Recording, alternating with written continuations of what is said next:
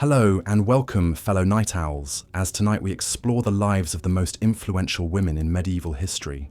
Whether you're just settling into bed for the night or simply taking a relaxing break, I'm glad you've joined me for this journey back in time. As we begin, I'd love to know where in the world you're listening from and what time of day it is for you. Feel free to leave a comment and share. If you enjoy calm, historical storytelling like this, I invite you to subscribe to the channel for more soothing tales from the past. Before we dive into the stories of these remarkable women, let's take a moment to set the stage.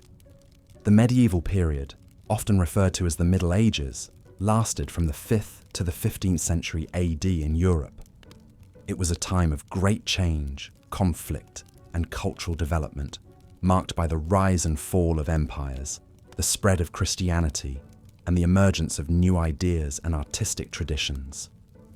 While men held most positions of power during this era, there were also extraordinary women who defied societal limitations to leave their mark on history. Some ruled as queens and empresses, while others made significant contributions to religion, literature, and the arts. In this documentary, we'll explore the lives and legacies of several of these fascinating female figures. Our journey begins in the early medieval period with Empress Theodora of the Byzantine Empire. Born into a humble family in Constantinople around the year 500 AD, Theodora began her career as an actress and courtesan. In a remarkable twist of fate, she caught the eye of Justinian, a rising political star who would later become emperor. Despite her controversial past, Justinian was captivated by Theodora's intelligence, wit, and beauty. He married her in 525 AD, and when he ascended to the throne a few years later, Theodora became empress. As Justinian's partner in both life and governance, Theodora wielded significant influence over the empire. She played a key role in helping her husband navigate political crises and military campaigns.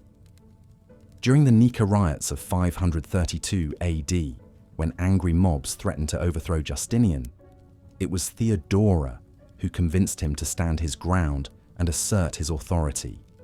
Her courage and decisive action helped save his reign. Theodora also used her position to champion the rights of women and the downtrodden. She persuaded Justinian to pass laws that expanded women's property rights, gave mothers greater custody over their children, and prohibited the trafficking of young girls.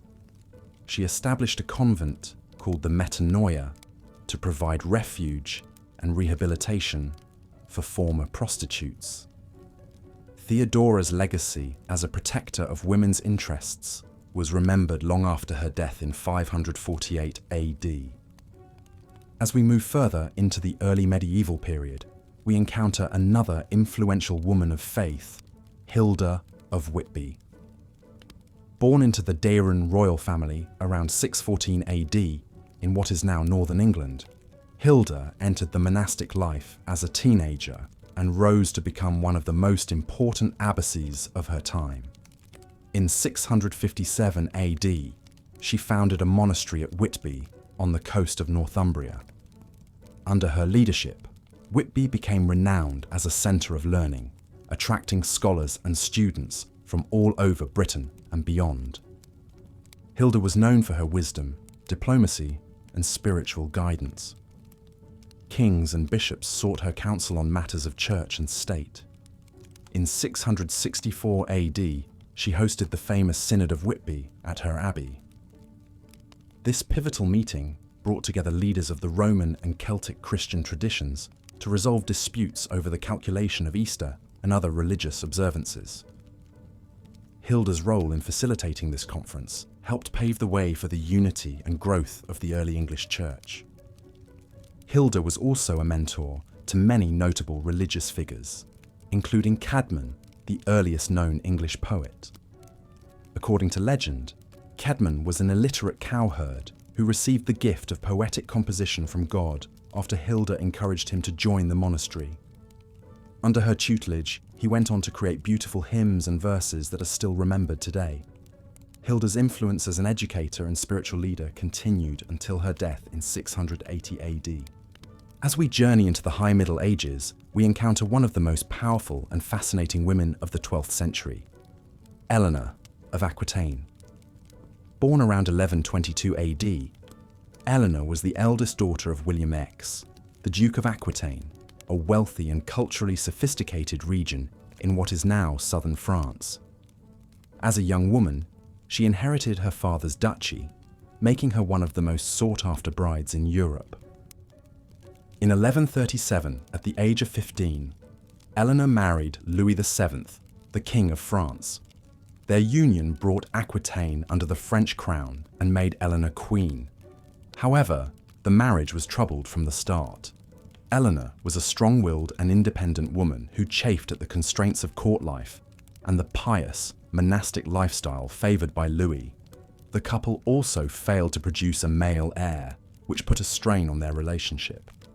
Despite these difficulties, Eleanor made her mark as Queen of France. She was a patron of the arts, particularly the troubadour poets of her native Aquitaine, and helped foster a renaissance of courtly love and chivalry. In 1147, she accompanied Louis on the Second Crusade to the Holy Land, leading a contingent of her own soldiers.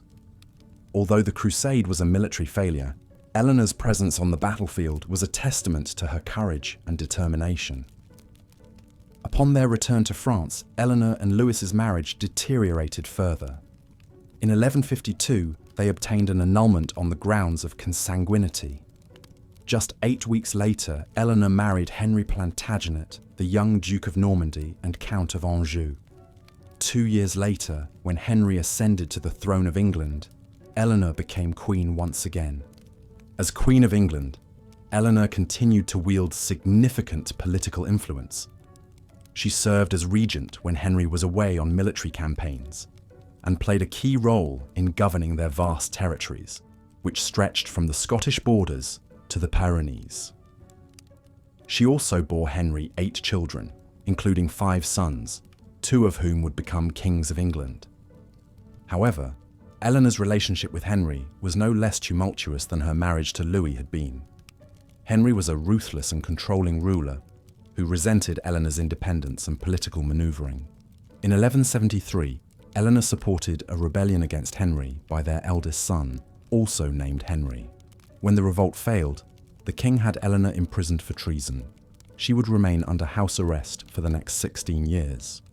Eleanor outlived Henry and finally regained her freedom upon his death in 1189. In her final years, she continued to be a force in politics, helping to secure the succession of her favourite son, Richard the Lionheart, and later serving as regent for her youngest son, King John. Eleanor died in 1204 at the age of 82, having left an indelible mark on the history of France, England, and the medieval world as a whole. As we move further into the High Middle Ages, we encounter another powerful royal woman who challenged the gender norms of her time. Empress Matilda. Born in 1102, Matilda was the daughter of King Henry I of England and his queen, Matilda of Scotland. As a young girl, she was sent to Germany to be educated and later married the Holy Roman Emperor Henry V. When her husband died in 1125, Matilda returned to England as a widow, still in her early 20s. King Henry I's only legitimate son, William Adelin, had died in a shipwreck in 1120, leaving the English succession uncertain. To secure the throne for his bloodline, Henry named Matilda as his heir and made his barons swear fealty to her.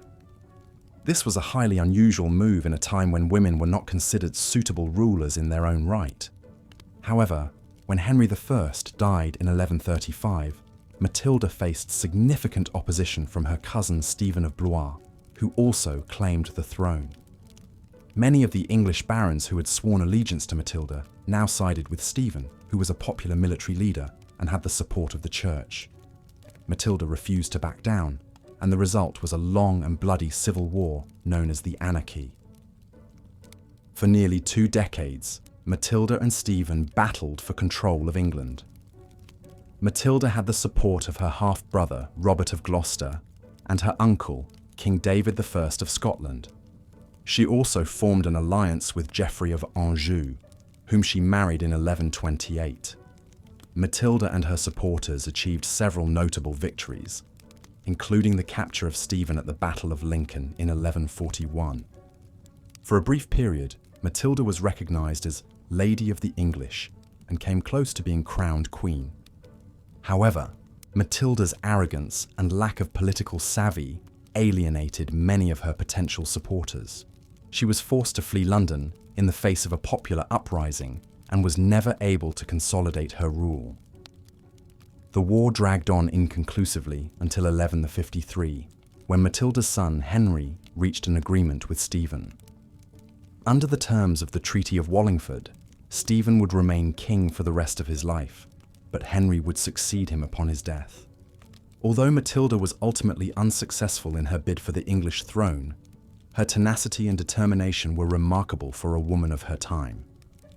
She refused to accept the limitations placed on her gender and fought fiercely for what she believed was her rightful inheritance. Her struggle also paved the way for the Plantagenet dynasty that would rule England for more than 3 centuries, beginning with her son Henry II. As we move into the later Middle Ages, we encounter a young woman whose brief but extraordinary life continues to captivate people to this day: Joan of Arc. Born around 1412 in the village of Domremy in northeastern France, Joan was the daughter of prosperous peasant farmers. From a young age, she experienced vivid religious visions and heard voices that she believed were divine messages from God. At the time of Joan's birth, France was in the midst of the 100 Years' War, a prolonged conflict with England over control of the French throne. The English had occupied much of northern France, including the city of Paris, and the French king, Charles VII, was more of a figurehead than a true ruler. Joan became convinced that God had chosen her to help Charles defeat the English and reclaim his kingdom. In 1428, at the age of 16, Joan left her home and sought an audience with Charles at his court in Chinon. Despite initial skepticism from the royal advisors, Charles was impressed by Joan's piety and determination. He agreed to give her a small army and allowed her to accompany his troops to the besieged city of Orléans. Joan's arrival at Orléans in April 1429 electrified the French forces. Clad in white armor and carrying a banner bearing the names of Jesus and Mary, she led the troops in a series of daring attacks on the English fortifications. Within just 9 days, the siege was lifted and the English were forced to retreat. Joan's role in this stunning victory earned her the nickname the Maid of Orléans and made her a national heroine. Emboldened by their success at Orléans, Joan and the French army went on the offensive. They won a string of victories over the English and their Burgundian allies, culminating in the triumphal entry of Charles VII into the city of Reims, where he was officially crowned King of France in July 1429. Joan stood at Charles's side during the coronation ceremony, holding her banner high. However, Joan's meteoric rise was followed by an equally swift fall. In May 1430, she was captured by the Burgundians while defending the town of Compiègne. The English, who considered Joan a dangerous sorceress and heretic, eagerly sought custody of her. In exchange for a large sum of money, the Burgundians handed Joan over to the English, who put her on trial for heresy and witchcraft. The trial, which took place in the English-controlled city of Rouen, was a sham proceeding designed to discredit Joan and the French cause.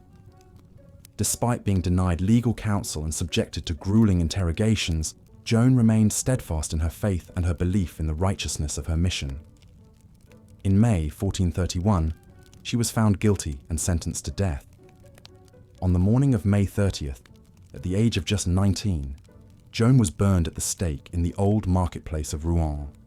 Joan's execution only served to cement her status as a martyr and a symbol of French resistance.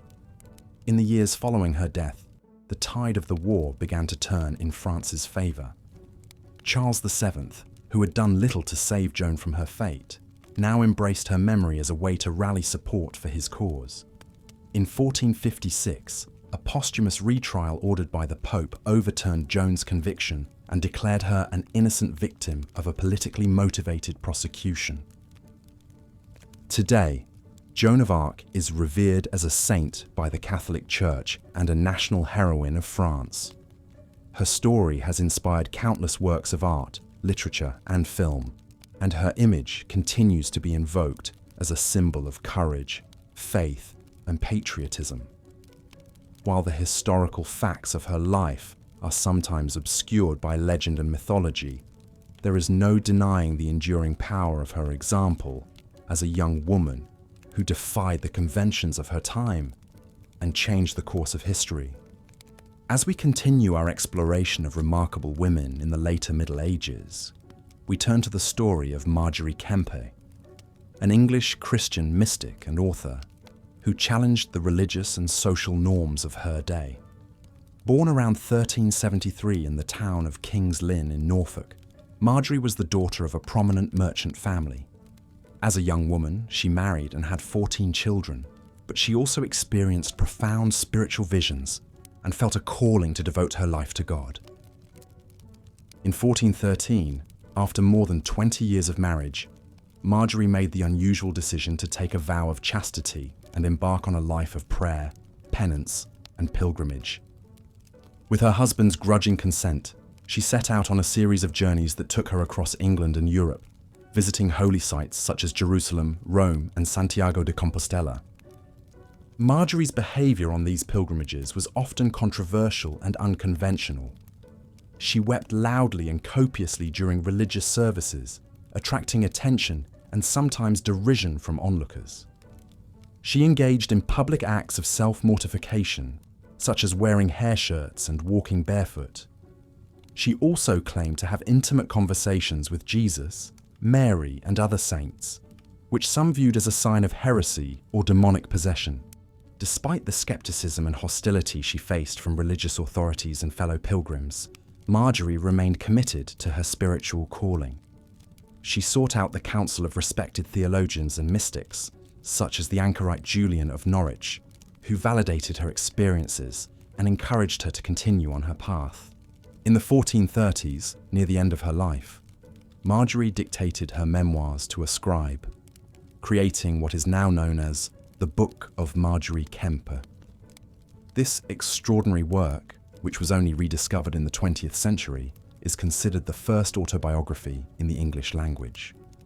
In it, Margery recounts her spiritual journey, her visions and conversations with God, and her struggles to find acceptance and understanding in a world that often viewed her as a madwoman or a heretic. Margery's book is a fascinating glimpse into the inner life of a medieval woman who dared to break free from the constraints of her society and pursue her own path to divine grace.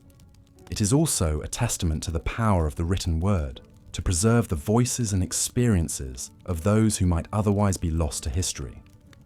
Although Margery Kempe was not widely known or celebrated in her own time, her legacy has grown in recent years as scholars and readers have rediscovered her work. She is now recognized as a pioneering figure in the history of women's spirituality and literature, and her book is studied as a classic of medieval mysticism and autobiography. As we move into the final chapter of our journey through the lives of influential women in the Middle Ages, we encounter two remarkable figures who made lasting contributions to the arts, sciences, and intellectual life of their time. The first of these women is Christine de Pizan, a French writer and philosopher who is often considered the first professional female author in the Western world. Born in Venice around 1364, Christine moved to Paris as a young child, when her father, a noted astrologer and physician, was appointed court astrologer to King Charles V of France. Growing up in the vibrant intellectual atmosphere of the French court, Christine received an unusually thorough education for a woman of her time. She learned to read and write in multiple languages, studied the classics of ancient literature and philosophy, and developed a keen interest in the arts and sciences. In 1380, at the age of 15, Christine married a royal secretary named Etienne du Castel. The couple had 3 children and enjoyed a happy marriage, until Etienne's sudden death from the plague in 1390. Left a widow at the age of 25, Christine found herself responsible for supporting her mother, her children, and her niece. Faced with financial hardship and limited options, Christine turned to writing as a means of both personal expression and professional livelihood.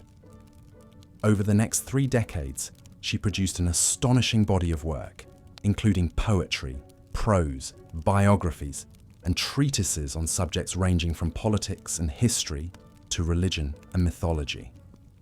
One of Christine's most famous and influential works is The Book of the City of Ladies, a prose text published in 1405.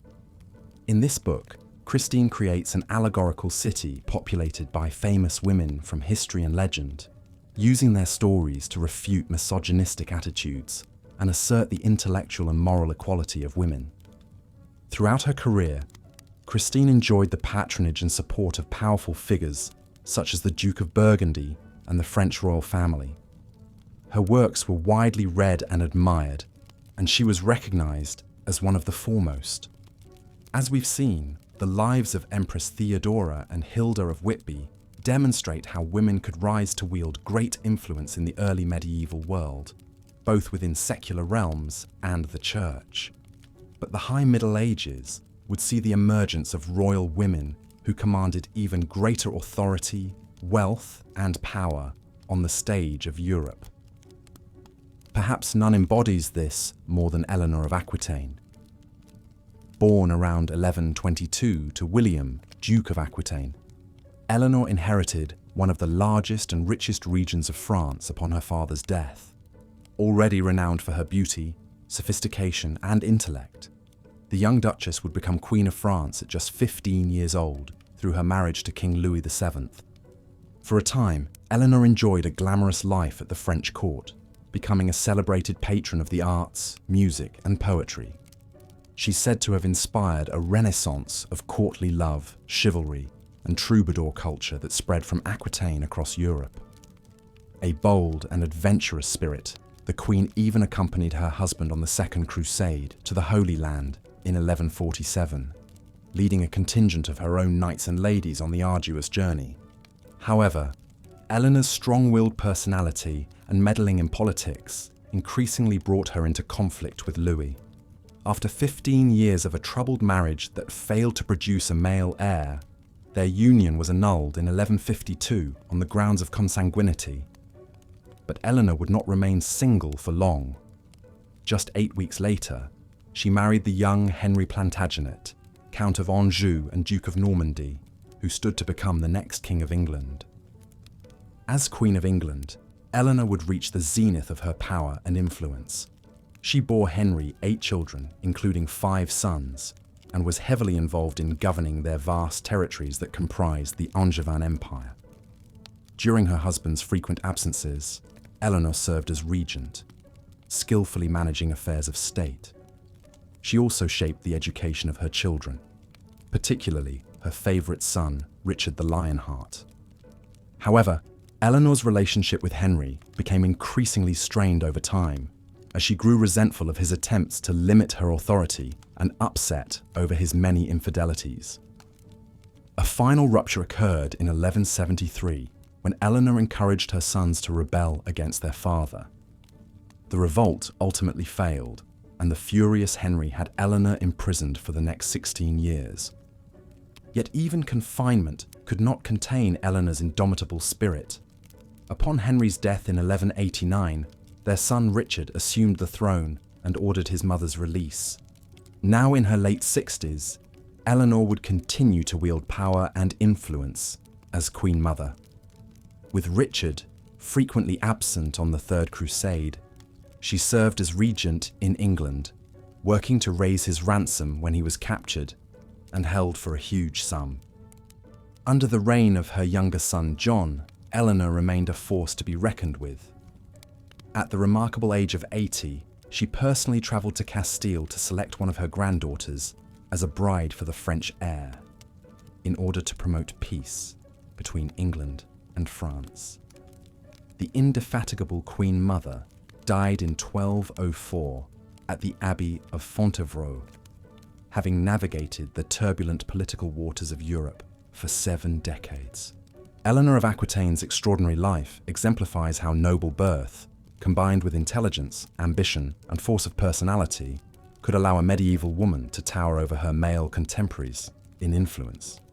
But she was not the only royal woman of the 12th century who sought to claim ultimate power in her own name. Decades before Eleanor was even born, another formidable woman, Empress Matilda, very nearly became the first ruling Queen of England in her own right. The daughter of King Henry I, Matilda was named as his heir after the death of her brother in the White Ship disaster of 1120. To strengthen her claim to the throne, Henry made his barons swear to accept Matilda as his successor before his own death in 1135. However, Matilda's cousin, Stephen of Blois, quickly crossed the Channel from Boulogne and seized the crown for himself with the support of the English Church and many nobles. The rival factions of Stephen and Matilda would fight a long and bloody civil war called the Anarchy that dragged on for nearly 20 years. Matilda did initially gain the upper hand and was even proclaimed Lady of the English in 1141. But her arrogant and imperious behaviour alienated many of her supporters. After she was chased out of London by an angry mob and besieged in Oxford Castle, Matilda was eventually forced to flee back to France. Though she was never able to decisively wrest the crown from Stephen, it was ultimately Matilda's son, Henry Plantagenet, who would become king as Henry II, founding England's great Angevin dynasty. The clashes between Matilda and Stephen, and later between Eleanor and Henry, reveal how royal succession and marriage were fraught battlegrounds in which medieval women had to tenaciously navigate and fight to assert their power.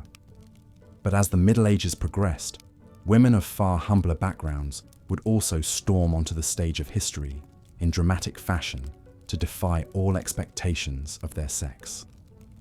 In the early 1400s, an illiterate young peasant girl from a small village in northeast France began to experience powerful visions that she believed were messages from God. The 13-year-old Joan of Arc became convinced that she was destined to lead the French to victory in their long war against the invading English. With the support of local nobles impressed by her piety and charisma, Joan travelled to the court of Charles VII to persuade the embattled Dauphin to provide her with an army to relieve the besieged city of Orléans. Clad in white armour and wielding an ancient sword that she had unearthed from behind a church altar, the teenage Joan rode at the head of the French troops, exhorting them to crush the English. Remarkably, under her leadership, and to the amazement of French commanders, they succeeded in defeating the English and lifting the brutal siege in just 9 days. News of the miraculous victory led by the Maid of Orléans quickly spread, electrifying French resistance. Joan's stunning military successes continued as she led the French to a string of triumphs against the English along the Loire Valley in 1429. Under her banner, Charles VII was able to reach the city of Reims and be officially crowned as king in the cathedral, solidifying his previously shaky grasp on the throne. Many more flocked to Joan as her fame and reputation as a divinely guided saviour grew. However, a failed attempt to capture Paris was followed by Joan's own capture by the Burgundians, French allies of the English, during a skirmish in 1430. The Burgundians handed Joan over to the English, who were eager to destroy the upstart peasant girl who had turned the tide of the war against them. In a blatantly political trial presided over by hostile clerics, Joan was charged with witchcraft and heresy for her unorthodox visions and insistence on male attire. Despite a valiant defense in which she outmaneuvered learned theologians with her sharp replies, Joan was condemned to death for her refusal to submit to church authority. The 19-year-old was publicly burned at the stake in Rouen in 1431, clutching a cross fashioned from 2 sticks as the flames consumed her. Her ashes were scattered in the Seine so that her remains could not be collected and venerated as relics by her many supporters. Joan of Arc's astonishing life turned her into an enduring symbol of French nationalism and the triumph of the ordinary over the powerful. The illiterate village girl who crowned a king and helped turn the tide of the 100 Years' War became a legendary figure, a martyr, and ultimately a saint, canonized in 1920. Joan's visions and voices also place her within a long tradition of medieval female mystics who claimed direct experience of the divine that bypassed the male church hierarchy. Her defiant embrace of unconventional dress and roles and insistence on the authority of her own spiritual revelations would find later parallels in the experiences of many religious women who followed in her footsteps. One of the most intriguing was the 15th century Englishwoman Margery Kempe. Born to a prosperous merchant family in King's Lynn around 1373, Margery initially pursued the conventional path of marriage, bearing 14 children. But a bout of what she described as madness, following the birth of her first child, kindled intense spiritual longings and visions that would lead her to break free of normal expectations for women of her class. Following a vision of Christ, Margery made the radical decision to live a chaste life, separating from her husband to devote herself fully to her faith. Undertaking multiple pilgrimages, she travelled widely across England and Europe to holy sites like Canterbury, Rome, Jerusalem, and Santiago de Compostela. Along the way, Margery records experiencing ecstatic visions, prolonged bouts of loud weeping, and even the mystical marriage to Jesus. Not content to keep her spiritual adventures to herself, Margery took to enthusiastically preaching her message in public. A woman haranguing crowds about her visions and instructing them in their faith was a deeply transgressive act in a society where the public religious sphere was entirely dominated by male clerics. Not surprisingly, Margery repeatedly ran afoul of church authorities, facing accusations of heresy and lollardy by those who were threatened by her spiritual charisma and influence. Remarkably, for an illiterate woman of her day, Margery also became the author of the oldest known autobiography in the English language. Unable to read or write herself, she dictated her life story to scribes as the Book of Margery Kempe around 1436. The work vividly records not only her intense visionary experiences, but also the lively details of her travels and trials. It opens a fascinating window into the inner world of a medieval woman who was empowered by her personal connection to the divine. While Joan of Arc and Margery Kempe found their voices through visions and spiritual callings, other women of the late Middle Ages advanced to the forefront of literary and intellectual life through the power of their pens. At a time when the vast majority of writers were men, often clerics, a handful of extraordinary women established themselves as influential thinkers and authors in their own right. Christine de Pizan, widely regarded as Europe's first professional woman writer, was foremost among them. Born in Venice around 1364, Christine moved to Paris as a young child when her father was appointed court astrologer to King Charles V. She received an unusually robust education for a girl due to her father's progressive ideas and showed an early love for reading and study. At the age of 15, Christine married and initially settled into the life of a contented wife and mother. But her scholar husband died unexpectedly a decade later, followed shortly after by the deaths of her father and the king. Suddenly left to fend for herself and her 3 young children, Christine turned to writing to support her family, an almost unheard of path for a woman of her time. Christine quickly gained renown and noble patrons for her skillful love ballads and poems commemorating the deeds of great rulers. She began moving in elevated circles, serving as a court writer for several French dukes, and maintaining a correspondence with an English earl. Her reputation spread beyond France, with copies of her works making their way to libraries in England, Burgundy, and even Spain. But Christine was more than a mere entertainer of the nobility. Her later writings reveal her as a passionately engaged thinker, determined to defend women against the rampant misogyny of her age. Works like the Book of the City of Ladies and the Treasure of the City of Ladies lambasted male writers who slandered and demeaned women.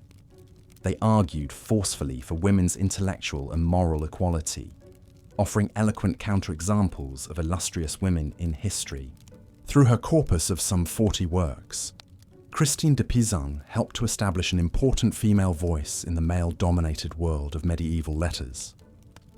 Her spirited defense of women's capabilities set the stage for later proto-feminist thinkers and planted the seeds of a growing movement for women's education and empowerment. Christine's remarkable success as a self-made woman writer showed that the pen could provide a powerful vehicle for women to claim authority and independence.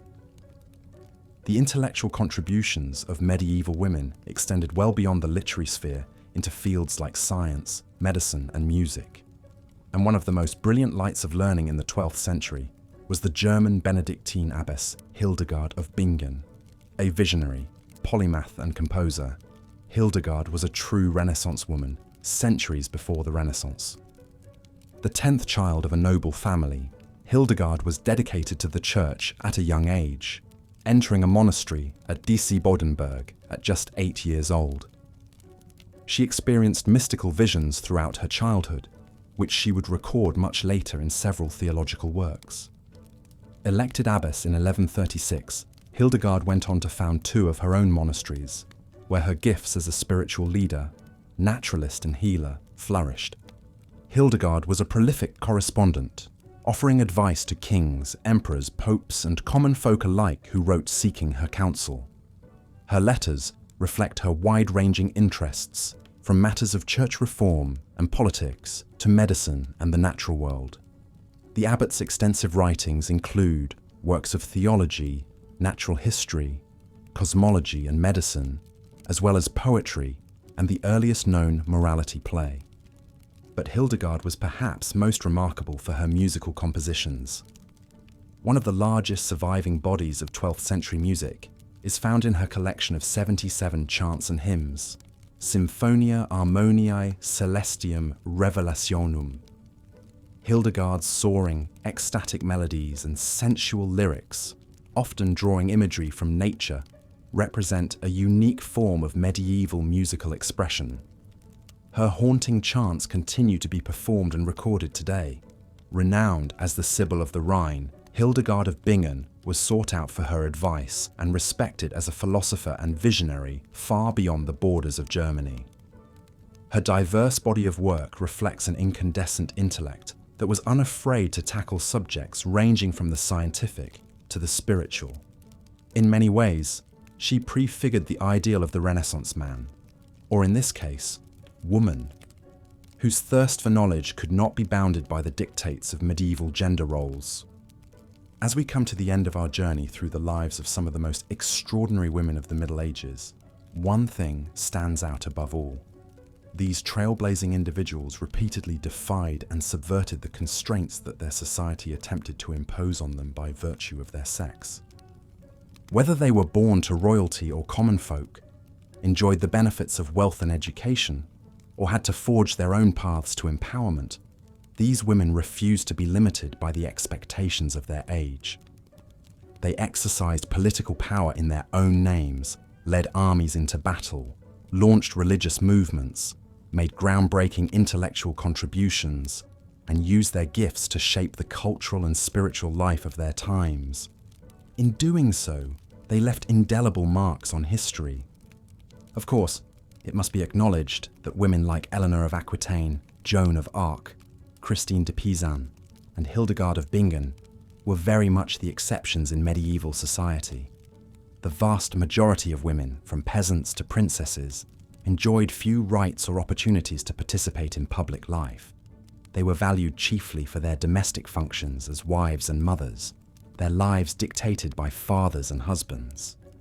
Nevertheless, the stories of the remarkable women we've encountered here open a window into what medieval women could achieve when they managed to break free of society's strictures. And they are really only the tip of the iceberg. Countless more women, whose names have been lost to history, undoubtedly struggled in ways large and small to assert their agency within a patriarchal world. In celebrating the accomplishments of the most famous and influential medieval women, we should also honor the unsung heroines, the forgotten multitudes whose quiet acts of resistance paved the way for later generations to fulfill their true potential. As we've seen, the Middle Ages was not quite as dark for women as we often imagine. Formidable queens, abbesses, mystics, and scholars managed to write women back into the pages of history through their own force of will. Yet we are also left wondering how many more women of talent were denied the opportunities to leave their mark on the world due to the rigid gender norms of their time. One of the lessons of surveying influential medieval women is that genius, ambition, and leadership know no boundaries of sex. Given an opening, women have risen to wield power and shape the course of events in every age. So while the lives of women like Eleanor of Aquitaine and Joan of Arc may seem far removed from our own time, they offer strikingly modern examples of barrier-breaking women who sought to fulfill their destinies on their own terms. They encourage us to see past the surface of societies defined by male domination, to glimpse the vital ways in which women have always struggled to claim their equal place in the human story. In that, they are as relevant today as ever. We hope you've enjoyed this tour through the lives of some of the most fascinating women of the medieval world. With any luck, you are drifting off to sleep with visions of powerful abbesses, warrior maidens, and brilliant poets dancing through your head. The Middle Ages may seem like a distant and foreign country, but the stories of its most influential women remind us of the timeless power of passion, faith, and determination to change the world. Until next time, sweet dreams. As we've seen, the medieval period was a time of great change and upheaval, with shifting power dynamics, religious conflicts, and cultural transformations that would shape the course of European history. Against this backdrop, it's all the more remarkable that so many women were able to rise to positions of influence and leave their mark on the world. One such woman was Matilda of Tuscany, a powerful Italian noblewoman who played a key role in the political and religious struggles of the 11th century. Born into a wealthy, aristocratic family, Matilda was well-educated and highly intelligent, with a keen understanding of politics and diplomacy. She inherited vast estates and castles throughout northern Italy, making her one of the most powerful landowners in the region. But Matilda's influence extended far beyond her own territories. She was a staunch ally of Pope Gregory VII, who was engaged in a bitter power struggle with the Holy Roman Emperor Henry IV. Known as the investiture controversy, this conflict centered on who had the right to appoint church officials, the Pope or secular rulers. Matilda threw her considerable resources and military might behind the papal cause. In 1077, when Henry IV was forced to trek across the Alps to seek the Pope's forgiveness and have his excommunication lifted, it was Matilda who provided the emperor with shelter and mediated between him and Gregory VII.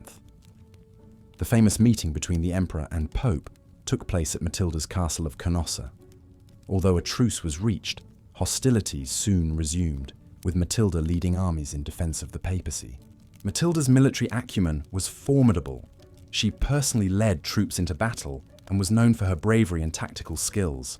In an age when warfare was considered the domain of men, Matilda defied expectations and proved herself a capable commander. She also used her wealth to build strategic fortifications throughout her territories, many of which still stand today. But Matilda was more than just a warrior and political player. She was also a great patron of the arts, particularly sacred music. She commissioned beautiful illuminated manuscripts and supported the work of composers and musicians. The Exulté chant, an important hymn sung at Easter Vigil, is thought to have been written in Matilda's honor. Matilda never married or had children, instead dedicating her life to the church and her territories. When she died in 1115, she left her vast estates to the papacy, a move that would have far-reaching consequences for Italy and the Church. Dante, in his Divine Comedy, placed Matilda in the earthly paradise of purgatory, where she prepares souls for their final ascent to heaven. Matilda of Tuscany's story is a testament to the power and influence that some women were able to wield in the medieval world, even in the face of entrenched patriarchal attitudes. Through her military prowess, political savvy, and patronage of the arts, Matilda helped shape the course of European history and left an indelible mark on the church and the culture of her time. As we move on to our next influential figure, let's pause and reflect on the enduring legacy of women like Matilda. In a time when women were often seen as little more than property or pawns in political alliances, these remarkable individuals managed to carve out their own paths and make their voices heard. They remind us that throughout history, women have always found ways to resist, to lead, and to leave their mark on the world. Our next story takes us to the Iberian Peninsula in the 15th century, where a young woman named Isabella of Castile would rise to become one of the most powerful monarchs in European history. Born into the royal family of Castile in 1451, Isabella faced many challenges on her path to the throne. Her half-brother Henry IV occupied the crown, and there were rumours that his heir, Joanna, was illegitimate. Isabella had to navigate a treacherous political landscape, forging alliances and fending off rivals to secure her position. In 1469, Isabella made a fateful decision that would change the course of history. She married Ferdinand of Aragon, heir to the throne of the neighbouring kingdom. Their marriage united the two largest kingdoms in Spain and laid the foundation for a powerful new state. Isabella and Ferdinand ruled together as joint sovereigns, a rare arrangement for the time. As queen, Isabella proved to be a formidable ruler. She was intelligent, decisive, and politically astute. Together with Ferdinand, she worked to consolidate royal power and unify Spain under their rule. This meant curbing the influence of the nobility, reforming the legal system, and centralizing authority in the monarchy. One of Isabella's most significant achievements was the completion of the Reconquista, the centuries-long campaign to reclaim the Iberian Peninsula from Muslim rule. In 1492, Isabella and Ferdinand's armies captured the city of Granada, the last Muslim stronghold in Spain. This victory was hailed as a triumph for Christendom and cemented Isabella's reputation as a defender of the faith. But Isabella's legacy is not without controversy. She was a devout Catholic and saw it as her duty to uphold religious uniformity in her realms. In 1478, Isabella and Ferdinand established the Spanish Inquisition, a brutal campaign to root out heresy and enforce orthodoxy. Jews and Muslims were ordered to convert to Christianity or face expulsion from Spain. Thousands were subjected to torture, imprisonment, and execution. Isabella was also a key patron of Christopher Columbus and his voyages to the New World. Columbus's journeys, made possible by Isabella's support, would open up the Americas to Spanish conquest and colonization, with devastating consequences for indigenous peoples. The flow of gold and silver from the New World into Spanish coffers would make Spain a dominant power in Europe for centuries to come. Despite these dark chapters, Isabella of Castile is remembered as one of the most influential and consequential monarchs of the Middle Ages. Her reign saw the rise of Spain as a major European power, the completion of the Reconquista, and the beginning of the Age of Exploration. She governed with skill and determination, leaving an indelible mark on Spanish history. Isabella's story reminds us of the complex legacy of powerful women in history. She was a product of her time, and her actions must be understood in the context of the world she inhabited. Yet her influence endures to this day, a testament to the enduring fascination we have with the lives and deeds of the great women who shaped the medieval world. As we've journeyed through the Middle Ages, we've encountered women who ruled empires, led armies, shaped culture, and challenged the limitations placed on their gender. From the Byzantine Empire to the Iberian Peninsula, from the cloisters of English abbeys to the battlefields of France, these remarkable women left their mark on history. We began with Empress Theodora, the actress turned empress who helped her husband Justinian rule the Byzantine Empire and who used her influence to expand women's rights. We met Hilda of Whitby, the wise abbess, sought out by kings and bishops, and Eleanor of Aquitaine, the queen who presided over courts of love and helped spur a renaissance in arts and learning. We heard the story of Matilda, the empress who fought for the English crown, and of Joan of Arc, the peasant girl turned military visionary. We learned of Marjorie Kempe, whose spiritual autobiographical writings challenged the church, and of Christine de Pizan, whose works defended women and fostered a female literary tradition.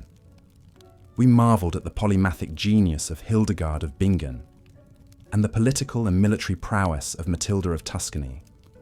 And we grappled with the complex legacy of Isabella of Castile, the queen who unified Spain, completed the Reconquista, and set the stage for a global empire. Throughout these stories, a common thread emerges: the unshakable determination of women to make their voices heard and their presence felt, despite the constraints of a patriarchal society. These women were pioneers, trailblazers who defied expectations and convention to shape the course of history. Yet, as remarkable as their individual stories are, it's important to remember that they represent only a small fraction of the women who lived and worked in the medieval world. For every Theodora or Isabella, there were countless other women, peasants and nobles, nuns and merchants, artists and healers, whose stories have been lost to history. In recent decades, historians have worked to uncover and amplify these forgotten voices. Through painstaking research and creative scholarship, they have shed light on the everyday experiences of medieval women, their work, their families, their spirituality, their struggles and their triumphs.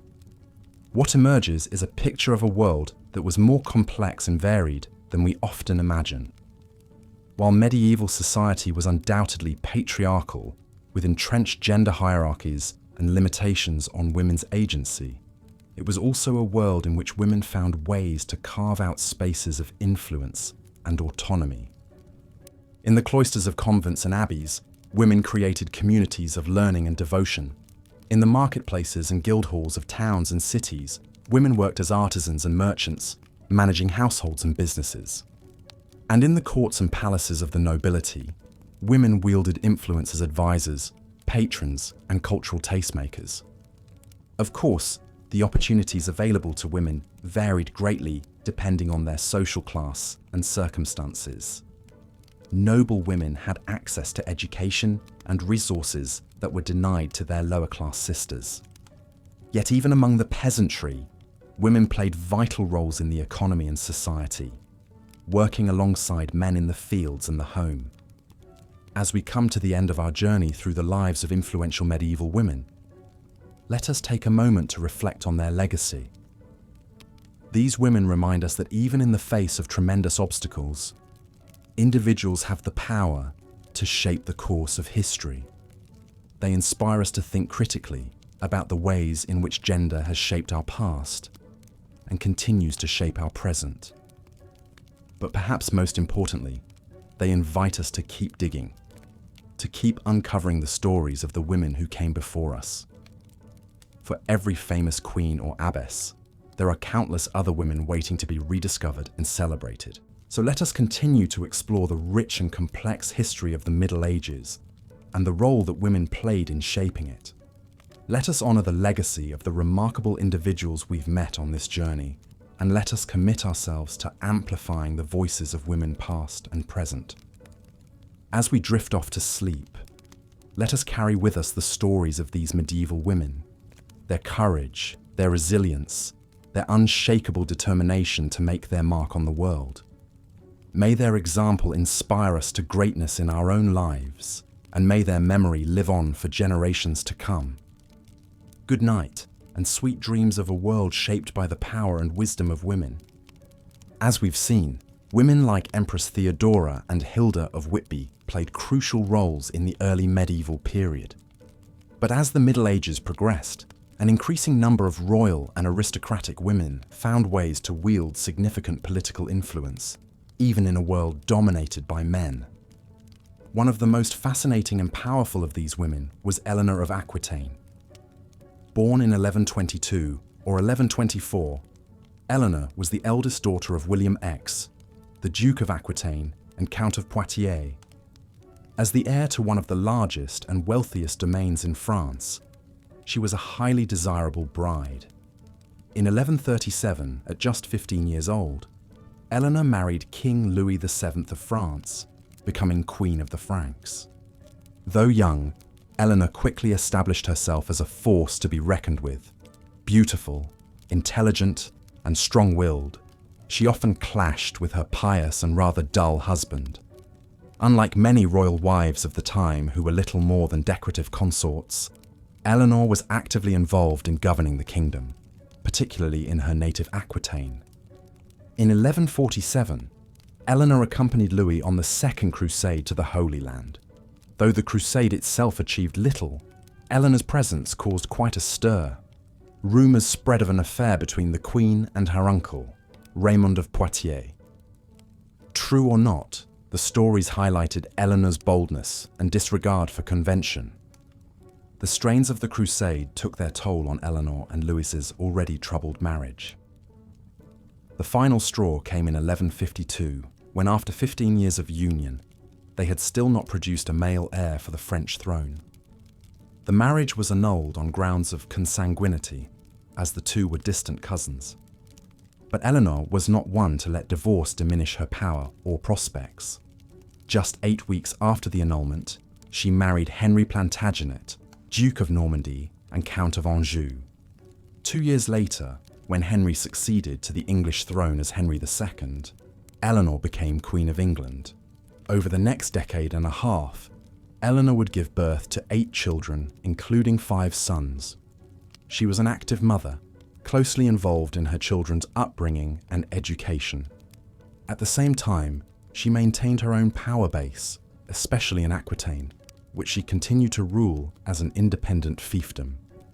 However, Eleanor's relationship with Henry, like that with Louis, was tumultuous. Henry was notoriously unfaithful, fathering several illegitimate children. He also sought to curb Eleanor's influence and even imprisoned her for a time, after she supported their son's rebellion against him. Yet even confinement could not contain Eleanor's indomitable spirit. After Henry's death in 1189, she re-emerged to become a valued advisor to their sons Richard and John, the new kings of England. She continued to wield power well into her 70s, a remarkable feat for a woman of her time. Beyond her political machinations, Eleanor left a profound cultural legacy. Her court at Poitiers became a renowned centre of troubadour culture, helping to spread the ideals of courtly love and chivalry. She patronised arts and literature, and may have even commissioned the famous Court of Love, where knights and ladies debated romantic dilemmas. Eleanor of Aquitaine's extraordinary life exemplifies how a few exceptional women could rise above the constraints of their era to leave an indelible mark on history. But she was far from the only royal woman of the Middle Ages to defy expectations and challenge the status quo. Another example is Empress Matilda, born in 1102 as the daughter of King Henry I of England. When Henry died in 1135, without any other legitimate children, he had named Matilda as his heir. But in a world where the rule of women was still unthinkable to most, the barons balked at accepting her. Instead, they threw their support behind Matilda's cousin Stephen of Blois, who quickly seized the throne. Matilda, however, refused to accept this usurpation of what she saw as her rightful inheritance. With the backing of her husband, Geoffrey of Anjou, she launched a campaign to oust Stephen and claim the crown. What followed was a period of prolonged civil war known as the Anarchy. For almost 20 years, Matilda and Stephen vied for control of England in a conflict marked by shifting alliances, betrayals, and sporadic violence. Though she enjoyed some significant victories, even briefly taking control of London, Matilda was never able to decisively vanquish her rival. In the end, a compromise was reached whereby Stephen would remain king, but Matilda's son Henry would succeed him. Though she failed in her ultimate aim of becoming Queen Regnant, Matilda's fierce battle for what she believed was her birthright demonstrated that women could be just as tenacious and ambitious as any man. Throughout the 12th century, as Matilda fought for the English crown and Eleanor of Aquitaine governed a vast swath of France, other women were also finding ways to make their mark, often in the face of daunting odds. As the later Middle Ages dawned, the stage was set for an increasing number of women to challenge gender norms and expectations. Some, like Joan of Arc in the 15th century, would do so through remarkable feats of military prowess and spiritual conviction. Others, like the mystic Margery Kempe and the writer Christine de Pizan, would blaze new trails in the realms of religion and literature. But before we turn to their stories, we should pause to consider the broader context in which these women lived and struggled. The High and Late Middle Ages were a time of tremendous change and upheaval in Europe. The Crusades, though largely driven by men, had exposed Europeans to new lands, peoples, and ideas. They had also destabilized old certainties and created new opportunities for social mobility. The growth of towns and trade was eroding the foundations of the feudal system. The rise of universities was fostering new learning and intellectual ferment. And the Black Death of the 14th century had decimated the population, upending traditional labor and power structures. In this fluid and shifting landscape, some women were able to seize unprecedented opportunities and challenge long-standing constraints. They did so not only through individual acts of courage or defiance, but also by working within and sometimes subverting the institutions and ideologies of their time. For example, the medieval church, while deeply patriarchal, also offered women certain avenues for influence and autonomy. Convents and monasteries provided spaces where women could pursue learning, practice spirituality, and even wield authority as abbesses. Female saints and mystics, though often viewed with suspicion by church authorities, could also gain popular followings and shape religious discourse. Similarly, the courtly culture of the later Middle Ages, with its emphasis on chivalry and romantic love, afforded some elite women a measure of power and prestige. As patrons of the arts, leaders of salons, and objects of chivalric devotion, noble women could shape the cultural life of their time, even as they remained largely excluded from formal political power. Of course, for the vast majority of medieval women, life remained a constant struggle against poverty, disease, and the strictures of a deeply unequal society. Peasant women labored in the fields alongside their husbands, birthed and buried children at a staggering rate, and enjoyed few legal or social protections. In towns and cities, women worked as servants, artisans, and prostitutes, often living on the margins of respectable society. Yet even among the lower classes, some exceptional women managed to make their voices heard. Margery Kempe, for instance, was a middle-class housewife from the English town of King's Lynn. Born around 1373, she married at 20 and bore 14 children. But after the birth of her first child, Margery experienced a spiritual crisis that would transform her life. Believing that she had been called by God to live a life of devotion, Margery embarked on a series of pilgrimages to holy sites around Europe and the Middle East. She claimed to have visions of Jesus and the Virgin Mary, and engaged in public displays of weeping and ecstatic prayer that often disconcerted those around her. Margery's unorthodox behavior and assertions of spiritual authority brought her into conflict with both secular and religious authorities.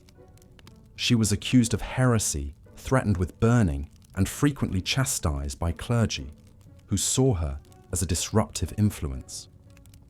Yet Marjorie persisted in her unconventional quest for holiness. In later life, she dictated an account of her experiences to a scribe, creating what is often considered the first autobiography in the English language. Though not published until centuries after her death, Marjorie's book offers a rare glimpse into the inner life of a medieval woman, grappling with questions of faith, identity, and self-expression. Like Marjorie Kempe, Christine de Pizan was another woman who dared to make her voice heard in a world that often sought to silence female voices. Born in Venice around 1364, Christine grew up at the court of King Charles V of France, where her father served as the royal astrologer and physician. Unusually for a girl of her time, Christine received a robust education, learning Latin, philosophy, and literature. In 1379, at the age of 15, she married a royal secretary named Etienne de Castel. The couple had 3 children and enjoyed a happy marriage until Etienne's sudden death in 1389. Left a widow at 25, Christine found herself in a precarious position. With no male protector and limited financial resources, she faced an uncertain future in a society that offered few options for women in her situation. But rather than remarrying or entering a convent, Christine made the daring decision to support herself and her family through her writing. Over the next 3 decades, Christine would produce an astonishing body of work, including poetry, prose, and political and philosophical treatises. She attracted the patronage of powerful nobles like the Duke of Burgundy and the Duke of Berry, who admired her learning and literary skill. But Christine was more than just a court poet or propagandist. She was also an outspoken advocate for women's rights and a fierce critic of misogyny. In works like The Book of the City of Ladies and The Treasure of the City of Ladies, she challenged the pervasive anti-feminist attitudes of her day and celebrated the accomplishments of notable women throughout history. Christine's defense of women was all the more remarkable given the deeply ingrained sexism of medieval culture. Many male writers and thinkers of the time saw women as inherently inferior, prone to vice and temptation. They used biblical and classical texts to argue that women should be subordinate to men and confined to the domestic sphere. Christine boldly refuted these notions, arguing that women were just as capable of virtue, learning, and leadership as men. She pointed to examples of female saints, scholars, and rulers to prove her case. And she urged women to cultivate their minds and talents, rather than accepting the limiting roles imposed on them by society. In many ways, Christine de Pizan was a woman ahead of her time. Her calls for gender equality and female empowerment would not be out of place in a modern feminist manifesto. Yet she was also very much a product of her medieval context, deeply influenced by the chivalric ideals and courtly culture of her day.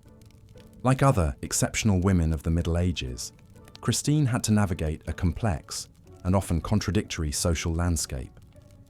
She benefited from the patronage and protection of powerful men, even as she challenged the misogynistic attitudes of many of her male contemporaries. She worked within the conventions of courtly literature, while subtly subverting them to advance her own views.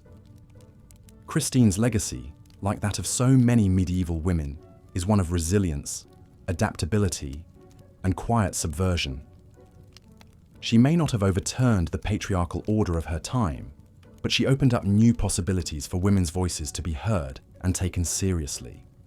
As the Middle Ages drew to a close in the 15th and early 16th centuries, other remarkable women would follow in the footsteps of trailblazers like Eleanor of Aquitaine, Marjorie Kempe, and Christine de Pizan. Some, like Isabella Fleur of Castile and Elizabeth I of England, would rule as queens in their own right, demonstrating that women could wield political power at the highest levels. Others, like the artist Sofonisba Anguissola and the poet Louise Labbé, would excel in fields traditionally dominated by men, pushing the boundaries of what was thought possible for women in the arts and letters, and still others like the Catholic reformer Teresa of Avila and the Protestant martyr Anne Askew would challenge religious orthodoxies and claim new forms of spiritual authority for women. Of course, these exceptional figures were still very much the exceptions in a world where the vast majority of women remained confined to narrow roles and subjected to male authority. The struggle for true gender equality would continue for centuries, and in many ways remains unfinished to this day. But the stories of medieval women like those we've explored here remind us that even in the most seemingly oppressive circumstances, the human spirit has an incredible capacity for resistance, creativity, and transformation. These women may have lived in a distant and often alien past, but their examples continue to inspire and challenge us in the present. As we've journeyed through the lives and legacies of some of the most influential women of the Middle Ages, a few key themes have emerged. We've seen how women could wield power and influence in both explicit and subtle ways, as rulers, patrons, mystics, and writers. We've seen how they could challenge gender norms and expectations, even as they had to navigate the constraints of a patriarchal society. But perhaps most importantly, we've seen how the stories of medieval women are not just historical curiosities or footnotes, but vital parts of the larger human story. They remind us of the incredible diversity and complexity of the past, and of the ways in which individuals can shape the course of history, even in the face of daunting odds. Of course, our tour through the annals of medieval womanhood has been far from exhaustive. For every Eleanor of Aquitaine or Christina de Pizan, there are countless other women whose names and deeds have been lost to history.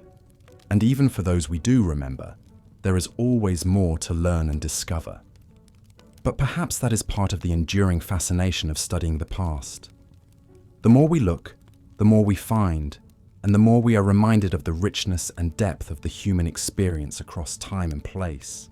As we conclude our journey through the lives of medieval women, it's worth reflecting on what their stories can teach us in the present day. In a world that still grapples with questions of gender inequality and social justice, the examples of women who challenged the status quo and asserted their agency in difficult times can be a source of inspiration and hope. They remind us that change is possible, even in the face of seemingly insurmountable barriers. They remind us of the power of individual action and the importance of standing up for one's beliefs. And they remind us that the fight for a more just and equitable world is an ongoing struggle, one that requires the efforts of every generation. So as we look back on the remarkable women of the Middle Ages, let us also look forward to a future in which their ideals of equality, empowerment, and human dignity are more fully realized. Let us honor their legacies by continuing the work they began, and by striving to create a world in which every person, regardless of gender, has the opportunity to thrive and reach their full potential. The women we've met in this journey, from Empress Theodora to Marjorie Kempe to Christine de Pizan, may have lived in a very different time and place from our own. But in their courage, their creativity, and their unbending determination, they embody the best of what it means to be human. They are not just figures of the past, but beacons for the future. So let us remember them, learn from them, and carry forward their spirit of resilience and hope. For in doing so, we honor not just the influential women of medieval history, but the untapped potential in all of us to make a difference in the world. And with that, we come to the end of our exploration of the most influential women of the medieval era. I hope this journey through time has been both informative and inspiring. Though the names and stories may drift and fade as you settle into sleep, may their essence linger, a reminder of the extraordinary lives that have come before and the endless possibilities that lie ahead. For the human story is not just one of kings and conquerors, but of the countless individuals, celebrated and unsung, who have shaped our world through their vision, their valor, and their unbreakable spirit. And in that great tapestry of history, the vibrant threads of medieval womanhood will forever shine. Good night and sweet dreams of a past that is never truly past, and a future that is ours to shape.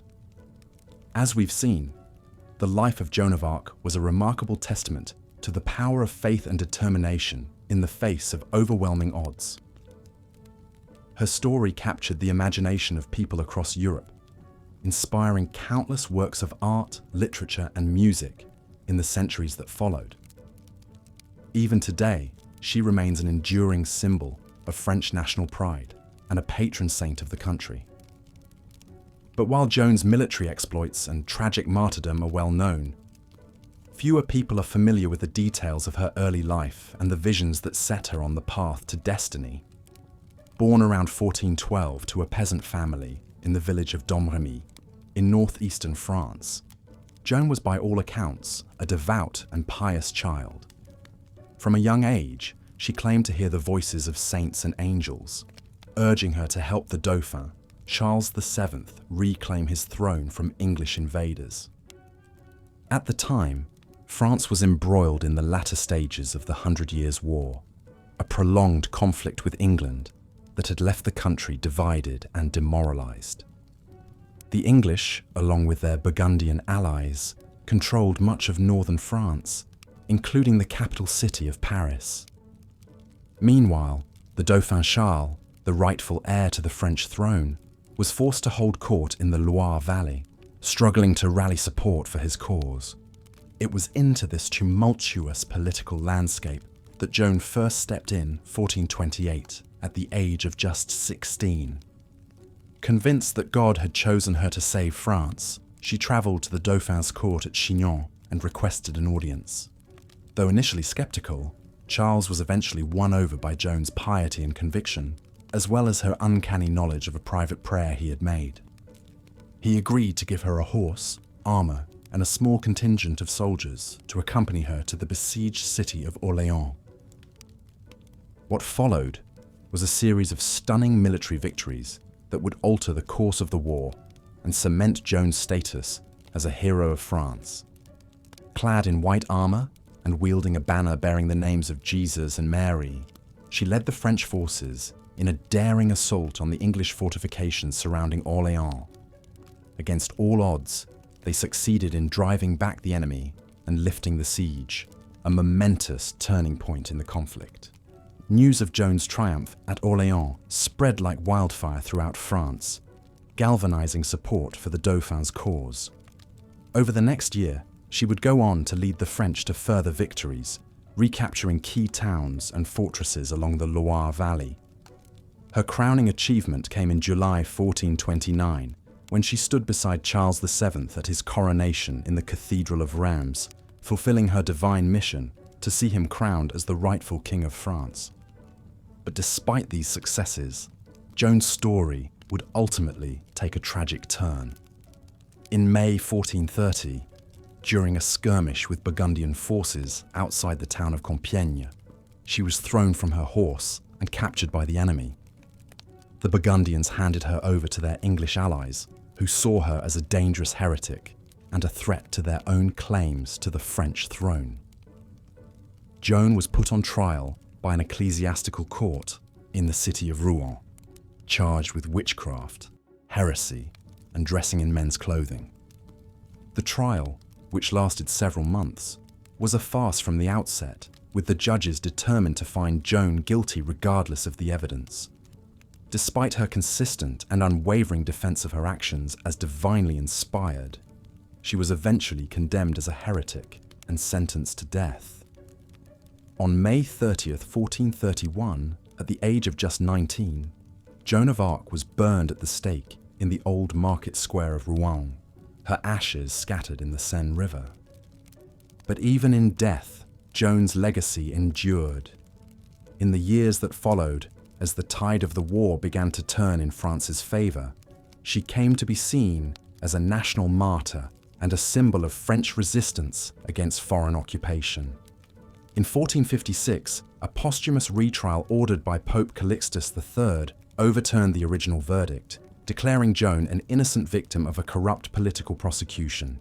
And in 1920, nearly 5 centuries after her death, she was canonized as a saint by the Catholic Church. Today, St. Joan of Arc is celebrated not only as a military hero and a martyr for her faith, but also as a feminist icon. A young woman who defied the patriarchal norms of her time to forge her own path and make her mark on history. Her story continues to inspire people around the world, a testament to the enduring power of courage, conviction, and the indomitable human spirit. As we move on from the tale of Joan of Arc, we turn now to another remarkable woman who left an indelible mark on the medieval world, albeit in a very different way. Margery Kempe was an English Christian mystic and author who lived in the early 15th century, roughly contemporary with Joan. But while Joan's life was cut tragically short, Margery's was long and eventful, spanning some 7 decades and leaving behind a unique literary legacy. Born around 1373 into a wealthy merchant family in the port town of King's Lynn, Norfolk, Margery was, by all accounts, a precocious and strong-willed child. At the age of 20, she married a local man named John Kemp and went on to bear 14 children, though only one survived to adulthood. It was during this period of domestic life that Margery first began to experience the vivid spiritual visions that would come to define her adult life. According to her own account, these visions often took the form of conversations with Jesus Christ, the Virgin Mary, and various saints and angels. Margery describes being transported to biblical scenes, like the Nativity and the Crucifixion, where she would weep and wail uncontrollably, overcome with emotion. She also recounts physical sensations, like the taste of Christ's blood in her mouth and the feeling of his body pressed against hers. While such experiences were not unheard of among female mystics of the time, what set Margery apart was her determination to share her visions with the wider world. In an era when most women were expected to remain silent and subservient, she embarked on a series of pilgrimages to holy sites across Europe, from Rome and Jerusalem to Santiago de Compostela in Spain. Everywhere she went, she preached her message of divine love and redemption, often to the consternation of local authorities. Margery's unorthodox behavior and outspoken views soon brought her into conflict with the church. She was accused of heresy on multiple occasions and even brought before an ecclesiastical court in the city of York. But each time, she managed to defend herself and avoid serious punishment, thanks in part to her quick wit and her ability to cite scripture and church doctrine in her own defense. Perhaps Margery's most enduring legacy, however, is the book that bears her name, the Book of Margery Kempe. Dictated to a scribe in the 1430s, when Margery was in her 60s, the book is often considered the first autobiography in the English language. In it, she recounts her life story in vivid detail, from her early struggles with depression and temptation to her later years as a respected mystic and pilgrim. But the Book of Margery Kempe is more than just a personal memoir. It is also a fascinating window into the religious and social world of late medieval England, a time of great upheaval and change. Through Margery's eyes, we see the tensions and contradictions of a society grappling with questions of faith, gender, and authority. We witness the power of the church to shape and control people's lives, but also the ways in which individuals like Margery could challenge and subvert those norms. In many ways, Margery Kempe was a woman ahead of her time. Her unapologetic self-expression, her defiance of gender roles, and her insistence on the value of her own spiritual experiences all mark her as a pioneering figure in the history of women's writing and religious thought.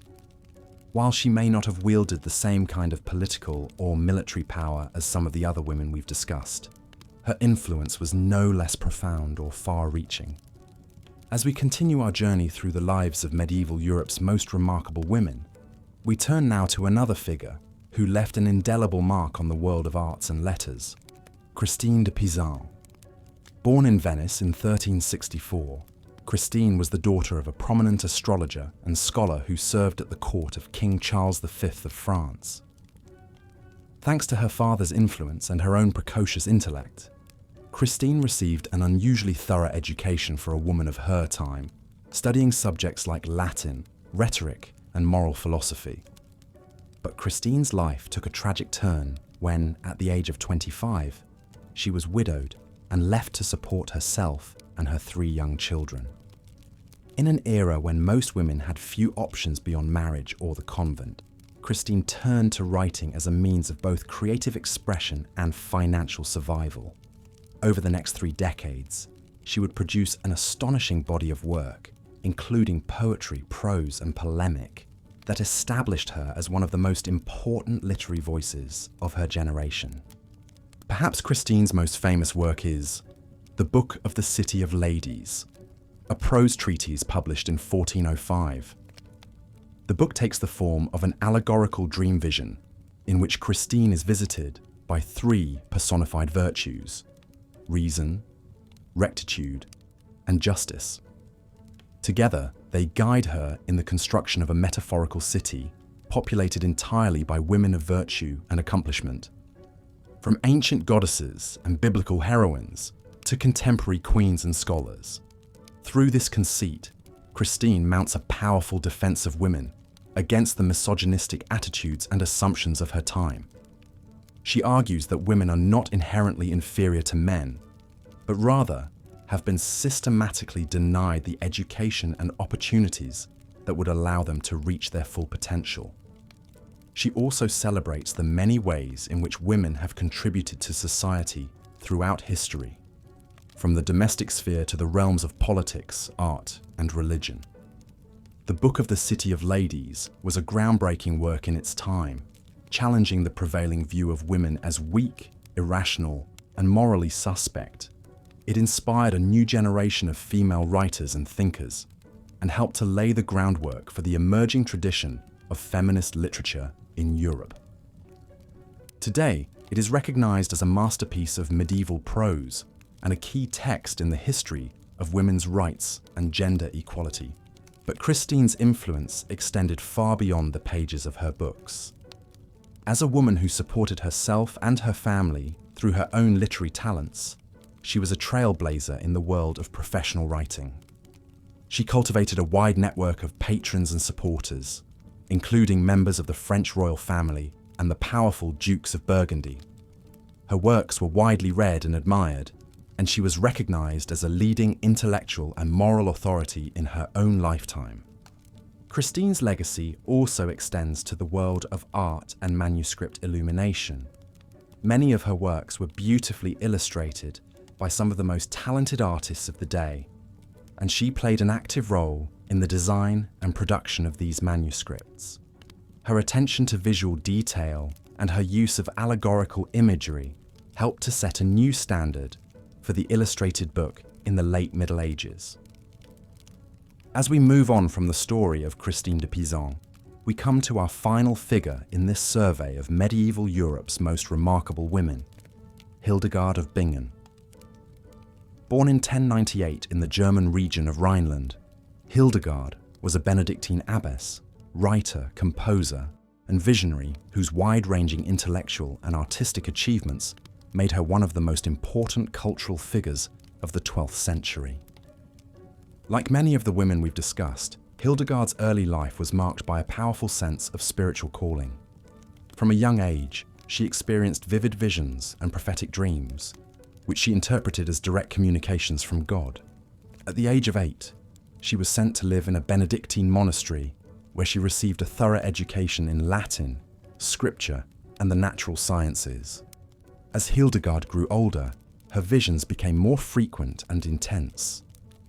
She describes them as radiant streams of light that would pierce her brain, heart, and breast, filling her with a divine understanding of the world and its workings.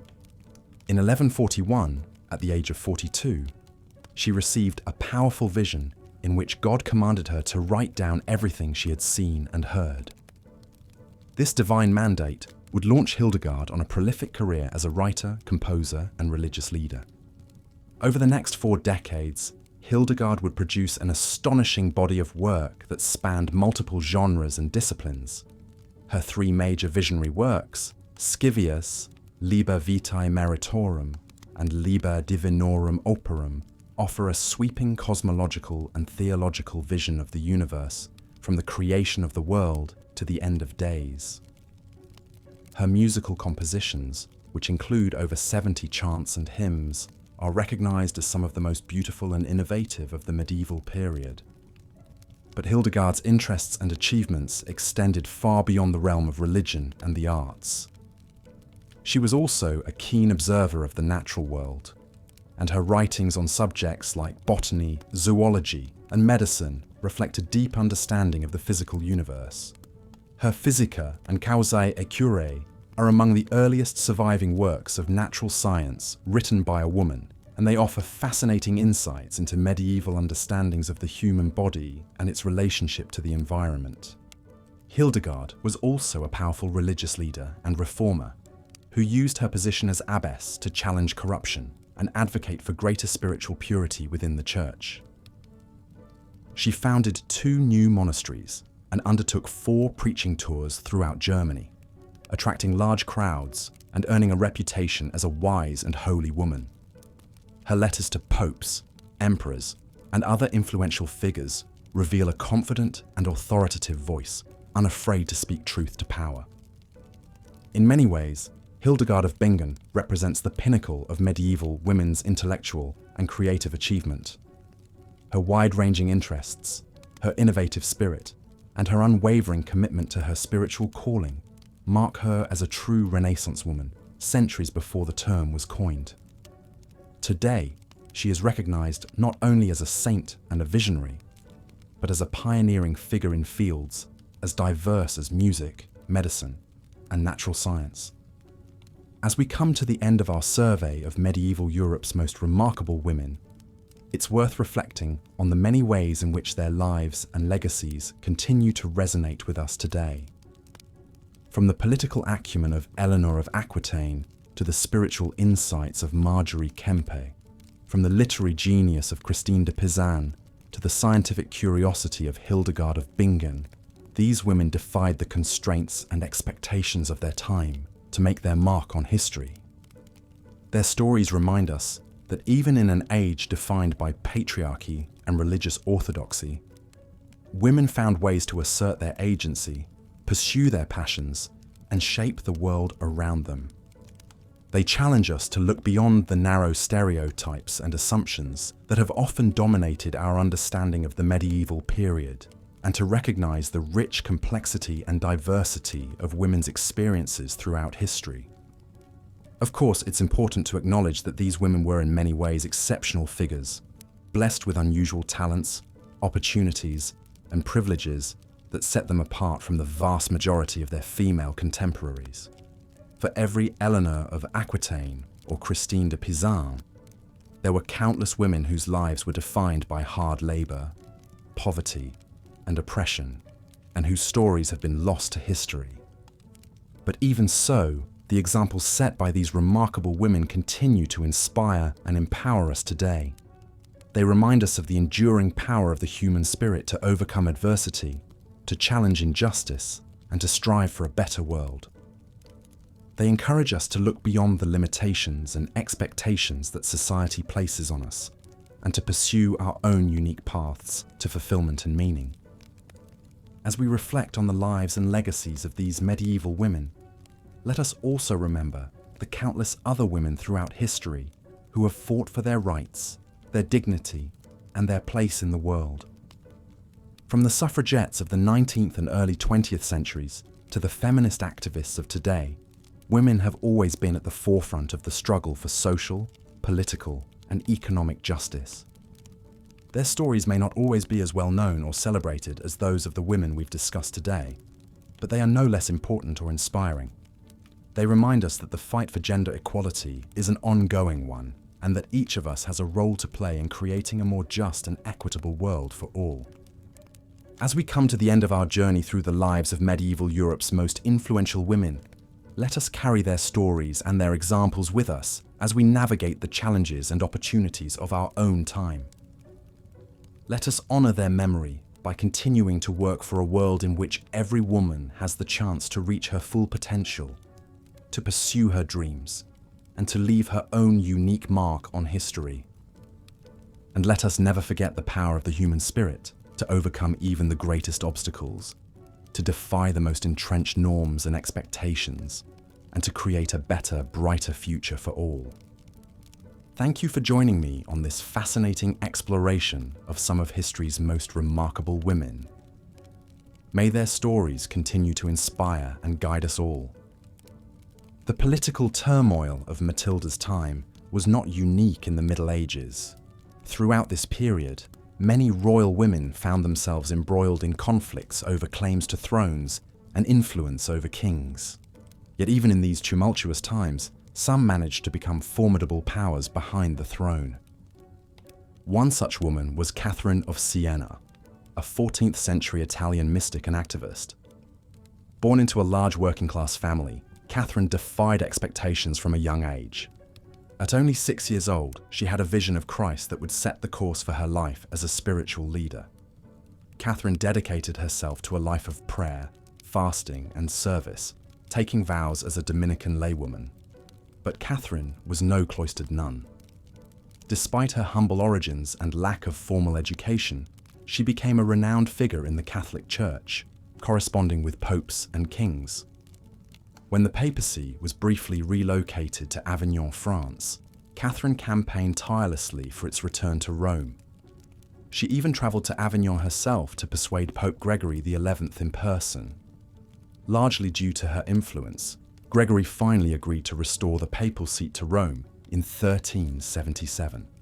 Catherine's hundreds of surviving letters reveal her passionate and uncompromising character.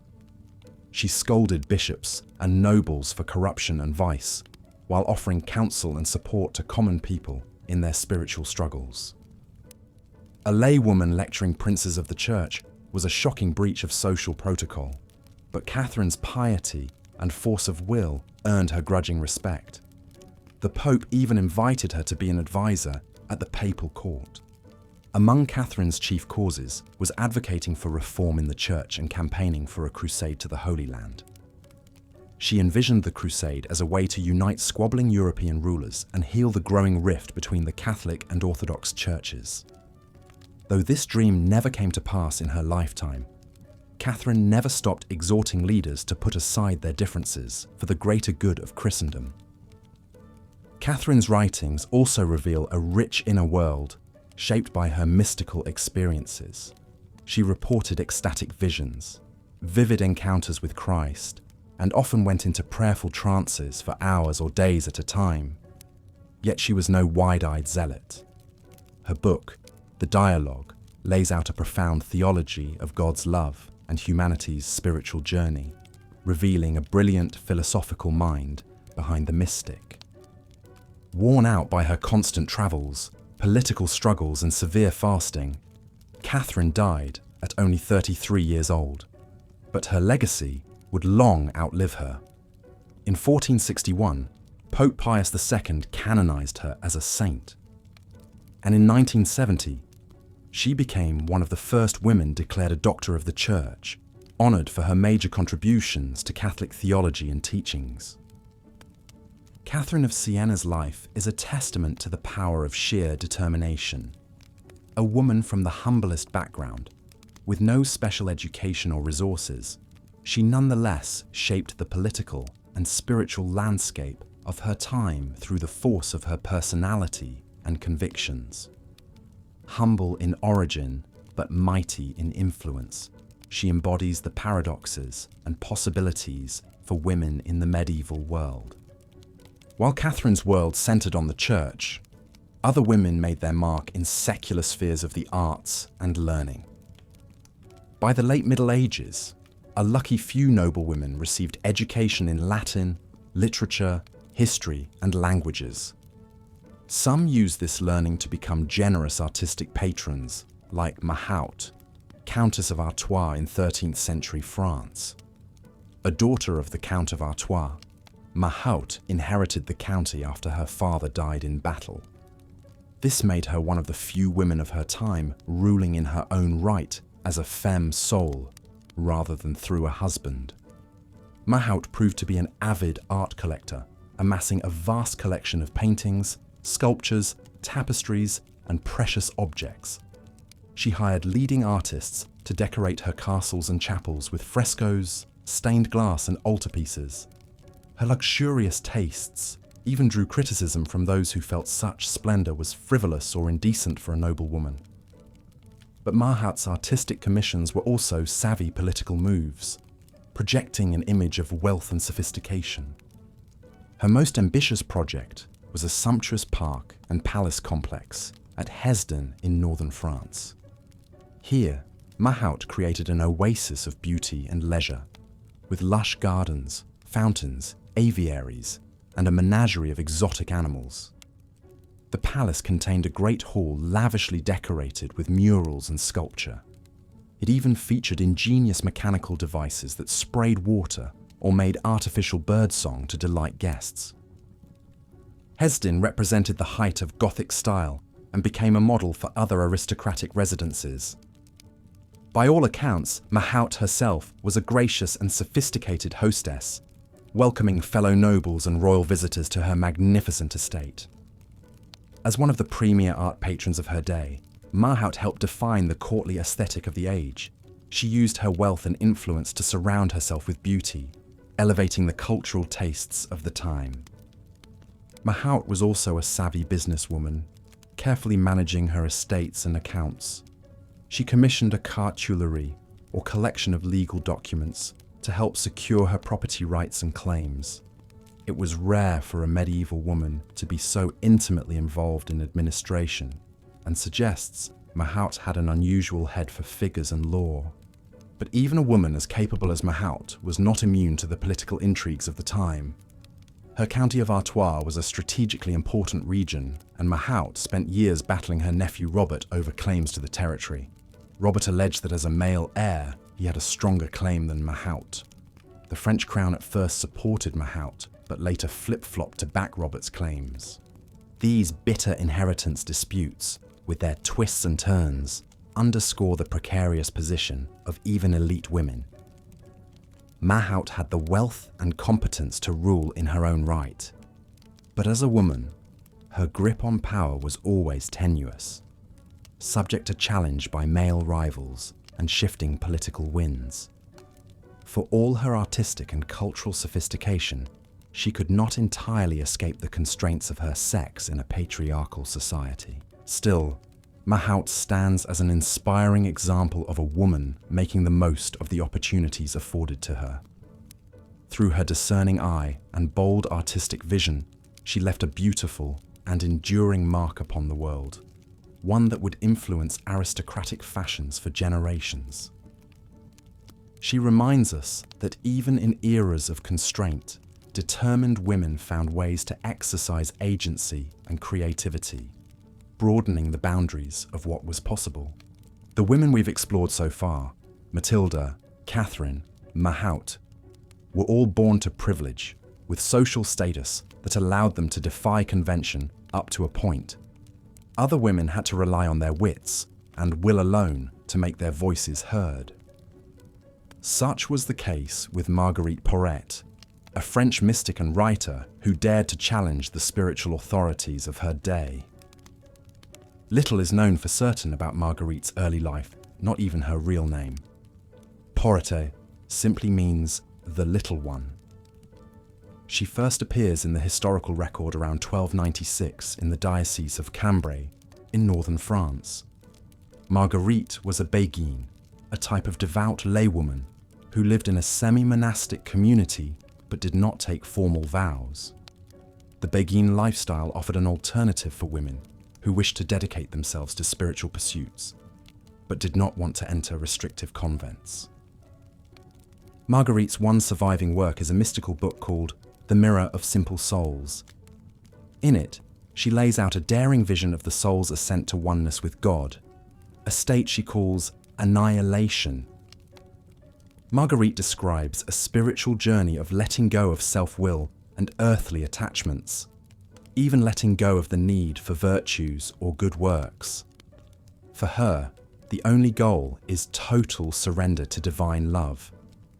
To modern readers, these ideas may sound more like Buddhism or Sufism than Orthodox Christianity. Indeed, Marguerite's radical rejection of hierarchy and ritual was centuries ahead of its time. She saw the established church, with its emphasis on priests and sacraments, as a hindrance rather than a help to spiritual growth. Her goal was unmediated union with the divine, a deeply personal journey of transformation. Unsurprisingly, such unconventional views raised eyebrows among church authorities. Marguerite's bishop ordered her to stop disseminating her book, deeming it heretical. But Marguerite continued to share her writings in secret, convinced of the value of her insights. Eventually, she was arrested by the Inquisition and put on trial for heresy. In a time when even most nuns were illiterate, a laywoman daring to write about theology was profoundly transgressive. Marguerite defended herself boldly at the trial, refusing to recant her views or accept the authority of the clerical court. She insisted that her revelations came directly from God and did not need the approval of priests, but her defiance sealed her fate. The court declared her a relapsed heretic and sentenced her to death. On June 1st, 1310, Marguerite Porete was burned at the stake in Paris, her book cast into the flames with her. It's a story that would be repeated again and again in the following centuries, as independent-minded mystics and religious reformers ran afoul of the Inquisition. Marguerite's heresy was to claim unmediated access to God, a radical equality of all souls that threatened clerical power. And yet, Marguerite's words would not die with her. Copies of her book survived and circulated in secret, even finding their way into other languages. The Mirror of Simple Souls inspired later mystics and religious freethinkers who also sought a more direct encounter with the divine. Marguerite's vision of self-emptying love, of total identification with God, would resurface in the Rhineland mystics, in the Theologia Germanica, and in Madame Guyon in the 17th century. Marguerite Porete's story is a haunting reminder of the price that could be paid for spiritual and intellectual independence in the Middle Ages, especially for women. Her crime was not only to think freely, but to express those thoughts without shame or apology. She dared to write in an era when women's voices were suppressed, claiming a place in the world of ideas. But Marguerite's story is also a testament to the enduring power of words and ideas to touch hearts across centuries. Her book, nearly destroyed, nonetheless found its way to those who were ready for its message. Marguerite herself was not silenced but transfigured, her mortal voice ascending like her simple soul to merge with the eternal. In the end, the fires meant to obliterate her only illuminated the truth and courage of her life. A light that continues to inspire seekers of wisdom and freedom to this day. As we've seen, women in the Middle Ages faced daunting obstacles to public influence and self-expression. For most, the domestic sphere was the only domain in which they could hope to exert some measure of agency. But even there, some extraordinary women managed to make an outsized impact on their world and the wider flow of history. One such woman was Jadwiga of Poland, a queen who used her position to profoundly shape the political and cultural landscape of Eastern Europe in the late 14th century. Jadwiga was born in 1373 to Louis the Great, King of Hungary and Poland. Betrothed as a child to Wilhelm Habsburg of Austria, Jadwiga seemed destined for a fairly conventional royal marriage. But fate had other plans for this intelligent and strong-willed princess. When Jadwiga's father died in 1382, the Polish nobility chose her as their monarch, contingent on her marriage to a prince who could help protect the kingdom's interests. They selected the pagan prince of Lithuania, Jogaila, who agreed to convert to Christianity in order to marry Jadwiga and secure the Polish crown. At only 12 years old, Jadwiga found herself in a position of immense political importance, key to an alliance that would shape the region for centuries. Despite her youth, Jadwiga proved to be an adept and formidable queen. She threw herself into learning, becoming fluent in multiple languages and studying a range of subjects with top scholars. She also took her role as a Christian monarch seriously, using her influence to spread the Catholic faith in Lithuania and beyond. Under her guidance, many pagan Lithuanians converted to Christianity, solidifying ties between the two realms. Jadwiga was known for her piety and generosity, with a particular concern for the poor and sick. She donated much of her wealth to charitable causes, founding a hospital in Buda and a college in Prague. She also made key contributions to Polish culture, helping establish a thriving community of scholars and artists at her court. But perhaps Jadwiga's most enduring legacy was her role in founding the Jagiellonian University in Krakow, the oldest university in Poland and one of the oldest in Europe. Jadwiga lobbied the Pope for years to get approval for the university, which would become a major centre of learning, attracting students and scholars from across the continent. The university's establishment helped spark a golden age of Polish science and culture. Jadwiga's marriage to Jogaila, while politically expedient, was by all accounts a loving one as well. The couple worked closely together to rule their kingdoms effectively. They had one daughter, Elizabeth Bonifacia, who sadly died in infancy. Jadwiga herself passed away in 1399 at only 25 years old, likely from complications of childbirth. Despite her short life, Jadwiga left an indelible mark on Polish history and culture. She helped broker one of the most important geopolitical alliances of the Middle Ages, linking Poland and Lithuania in a union that would last for centuries. She brought Christianity to pagan Lithuania, changing the religious landscape of the region. And she laid the foundations of Polish learning and art that would flourish long after her death. Jadwiga's story is a reminder that while women in the Middle Ages were often pawns in games of dynastic politics, they could also rise to become important players in their own right. Jadwiga seized the opportunity presented to her to become an influential queen and cultural patron. She shaped the world around her through her intelligence, generosity, and force of personality. In many ways, Jadwiga defies our stereotypes of medieval women as passive victims of oppression. She was an active agent in her own life and times, wielding power and leaving a legacy that endures to this day. Poles continue to honor her memory as a beloved national figure, with numerous churches and monuments dedicated to her throughout the country. Jadwiga's life also highlights the complex intersections of gender, politics, and religion in the medieval world. As a woman and a monarch, she had to navigate shifting alliances and expectations, balancing her roles as ruler, diplomat, and spiritual leader. Her marriage to a pagan prince for political reasons reflects the compromises and contradictions inherent in the system of feudal power. And yet, within those constraints, Jadwiga found ways to assert her own values and shape the world in her image. Through her patronage of learning and the arts, she helped create institutions and communities that would outlast any one political arrangement. She reminds us that even in the most patriarchal of times, women found ways to make their mark and leave a legacy of positive change. As we come to the end of our journey through the lives of remarkable medieval women, a few themes emerge. Again and again, we see women defying the limitations placed on their gender to make significant contributions to politics, religion, culture, and society. Whether as queens or mystics, writers or scholars, artists or activists, these women refuse to be constrained by the expectations of their time. We see the importance of education in empowering women to participate in public life and shape the world around them. From the abbess Hilda of Whitby to the poet Christine de Pizan, learning was key to women claiming a voice and a place in history.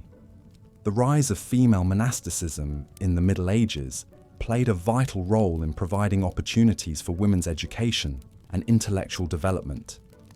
We also see the complex dance between gender and power that played out in the lives of medieval women. Those born to privilege, like Eleanor of Aquitaine or Jadwiga of Poland, had greater opportunities to exert influence. But they still had to navigate a treacherous landscape of shifting alliances, dynastic politics, and gendered expectations. Their power was never entirely secure, always subject to challenge or negotiation.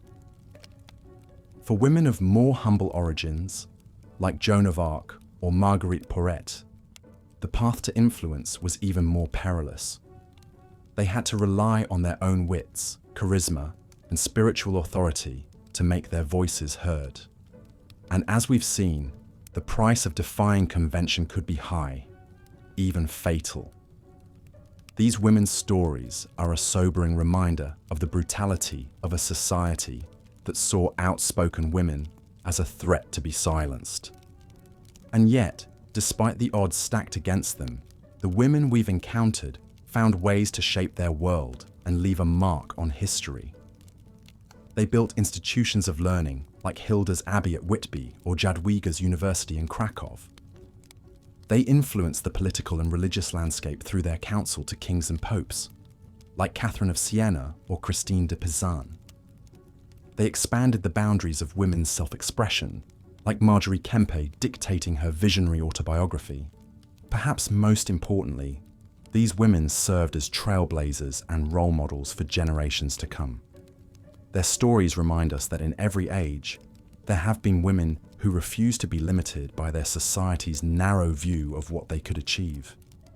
Through their courage, intelligence, and determination, they expanded the realm of possibility for all women. As we reflect on these remarkable lives, we may be struck by how relevant their struggles and triumphs feel today. Women around the world still face barriers to education, political participation, and self-expression. They still must navigate the complex intersections of gender, power. As we've seen, remarkable women were not content to sit on the sidelines of history during the Middle Ages. They challenged expectations, broke barriers, and made their voices heard in a world that often sought to silence them. Their stories continue to resonate and inspire us today. One such woman was Catherine of Siena, a 14th century Italian mystic and activist. Born into a large middle-class family, Catherine defied her parents' wishes for an ordinary life of marriage and motherhood. Instead, she devoted herself to prayer and service, becoming a member of the Dominican Third Order. But Catherine was no cloistered nun, removed from the concerns of the world. She embraced a public role as a peacemaker, preacher, and prolific writer, corresponding with popes, kings, and ordinary people alike. In an era when most women were denied a formal education, Catherine's spiritual wisdom and passionate calls for reform earned her a reputation as one of the most influential voices in Christendom. Her crowning achievement came in 1376, when she travelled to Avignon to convince Pope Gregory XI to return the papacy to Rome, thus ending nearly 70 years of exile.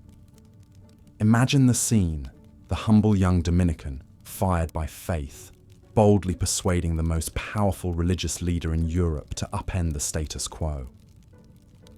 Through the sheer force of her personality and conviction, Catherine succeeded where scores of male clerics and rulers had failed.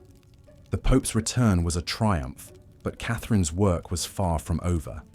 She continued to lobby tirelessly for peace and reform until her untimely death at age 33.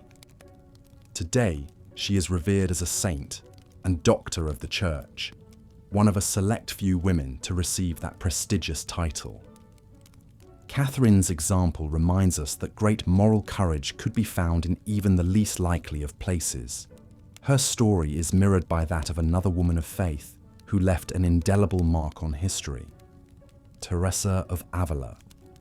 Born into a noble Spanish family in 1515, Teresa entered the Carmelite order as a young woman, seeking a life of contemplation and prayer. But she soon grew dissatisfied with the laxity and worldliness she found in many religious houses. Rather than despairing, Teresa took action, founding a new order devoted to poverty, seclusion, and strict observance of monastic rules. Her reforms met with fierce opposition from church authorities, who resisted any challenge to the established order. Undeterred, Teresa spent the next 20 years tirelessly founding and managing convents across Spain. Her magnetic personality and spiritual charisma attracted scores of young women to join her in a life of prayer and service.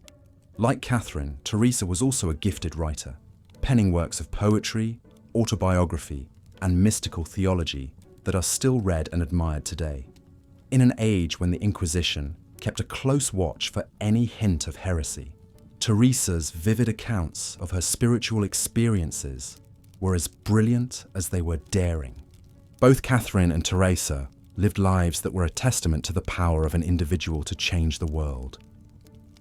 They remind us that even in the most challenging circumstances, women of faith, creativity, and determination found ways to make their voices heard. Of course, not all women who left their mark on the Middle Ages were saints and mystics. Some were quite the opposite, carving a path to influence through cunning, ambition, and even violence. Perhaps no figure embodies this archetype more than the infamous Lucrezia Borgia. Born into the scandalous Borgia family in 1480, Lucrezia was the daughter of a pope and sister to the notorious Cesare Borgia. The family's reputation for corruption, incest, and murder has fascinated and appalled observers for centuries. Lucrezia herself was married off 3 times for political advantage, first at the tender age of 13. 2 of her marriages ended in annulment or murder, fueling rumours of her own involvement in the intrigue and violence that swirled around her family. But Lucrezia was more than a passive pawn in her family's machinations. She was a savvy political operator in her own right, serving as governor of Spoleto and deftly navigating the treacherous waters of Italian politics. In her later years, she emerged as a generous patron of the arts, presiding over a vibrant court at Ferrara. Despite the scandalous rumours that dogged her, Lucrezia managed to outlive her notorious male relatives and died a natural death at age 39. Her story reminds us that women, for good and for ill, were active participants in the power struggles and intrigues of their time. The women we've met in this documentary, saints and sinners, queens and mystics, writers and warriors, all left their mark on an era that is too often remembered as the domain of men alone. They challenge us to reconsider our assumptions about the roles and abilities of women in times past. But they also speak to us today, across the centuries, as examples of resilience, courage, and vision. In a world that still struggles with questions of gender roles and equality, these remarkable women of the Middle Ages offer both inspiration and challenge. They remind us of how far we've come and how far we have yet to go.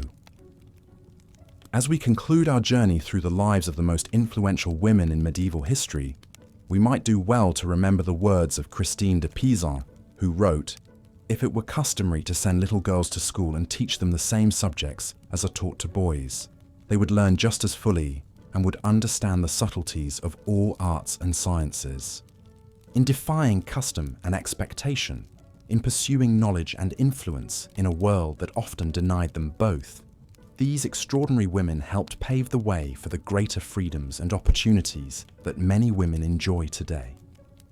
Their stories may be from long ago, but their legacy endures, inviting us to reflect on the timeless struggle for equality, justice, and the full flourishing of the human spirit.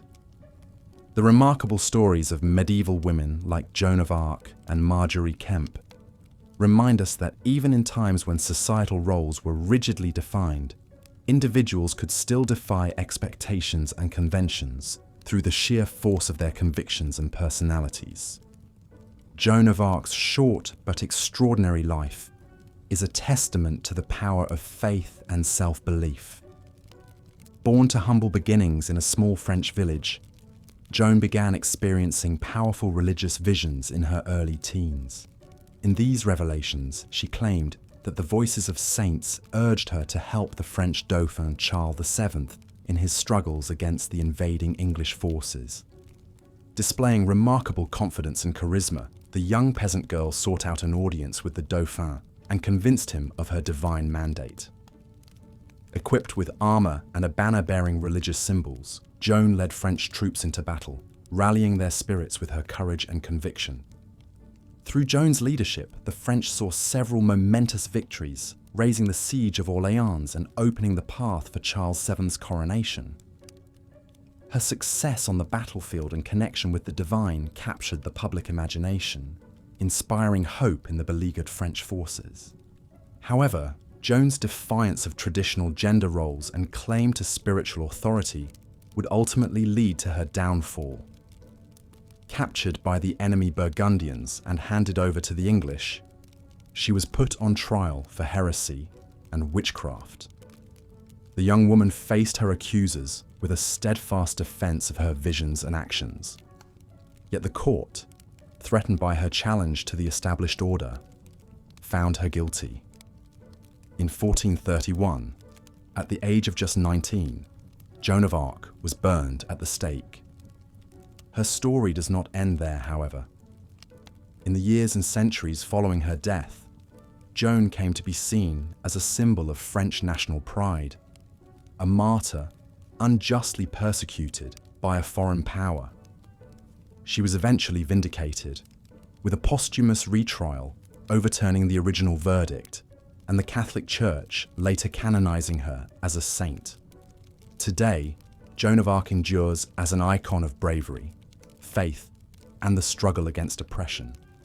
Joan's defiance of societal norms finds echoes in the life of another remarkable 15th century woman, Margery Kempe. Born into a well-off family in the English town of King's Lynn, Margery initially seemed destined for a conventional existence as a wife and mother. However, a bout of illness following the birth of her first child spurred a profound spiritual awakening. Margery became convinced that she had been granted a unique and direct connection to God, experiencing intense visions of interacting with Christ and the Virgin Mary. These mystical episodes often manifested in vivid displays of emotion, with Margery weeping, writhing, or calling out during Mass and pilgrimages. Inspired by her visions, Margery embarked on a number of pilgrimages to holy sites like Jerusalem, Rome, and Santiago de Compostela. On her journeys and in her hometown, she took to preaching her spiritual message in public, an act that openly defied prohibitions against women teaching religion. Margery's unusual behavior and claims to divine inspiration attracted suspicion from religious authorities. She faced multiple accusations of heresy, including a trial in the presence of the Archbishop of York. Yet, like Joan of Arc, Margery staunchly defended the truth of her spiritual experiences. Perhaps Margery Kempe's most enduring legacy stems from her role in medieval literature.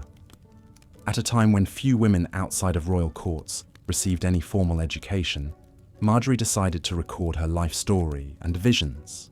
She dictated her spiritual autobiography to a scribe, preserving her experiences in what has become known as the Book of Margery Kempe. As the oldest surviving autobiographical work in the English language, Margery's book offers a rare, first-hand account of a medieval woman's life and interior world. Her vivid descriptions of her spiritual visions, travels, and trials paint a fascinating portrait of both her individual psychology and the cultural forces she navigated. Through their unconventional lives and actions, women like Joan of Arc and Margery Kempe challenged the limitations placed on their gender in medieval society. They asserted their right to participate in the religious and public spheres, facing condemnation and persecution in the process. While Joan and Margery followed spiritual callings, other groundbreaking medieval women made their mark in the realm of arts and letters. One of the most brilliant and accomplished among them was the 12th century German Benedictine nun, Hildegard of Bingen. Born into a noble family, Hildegard was dedicated to the church at a young age. She joined a monastery, eventually rising to the role of abbess and founding her own abbey at Rupertsberg. It was in this cloistered religious life that Hildegard's prodigious intellect and visionary gifts flourished. Like some of her female contemporaries, Hildegard experienced intense spiritual visions from a young age.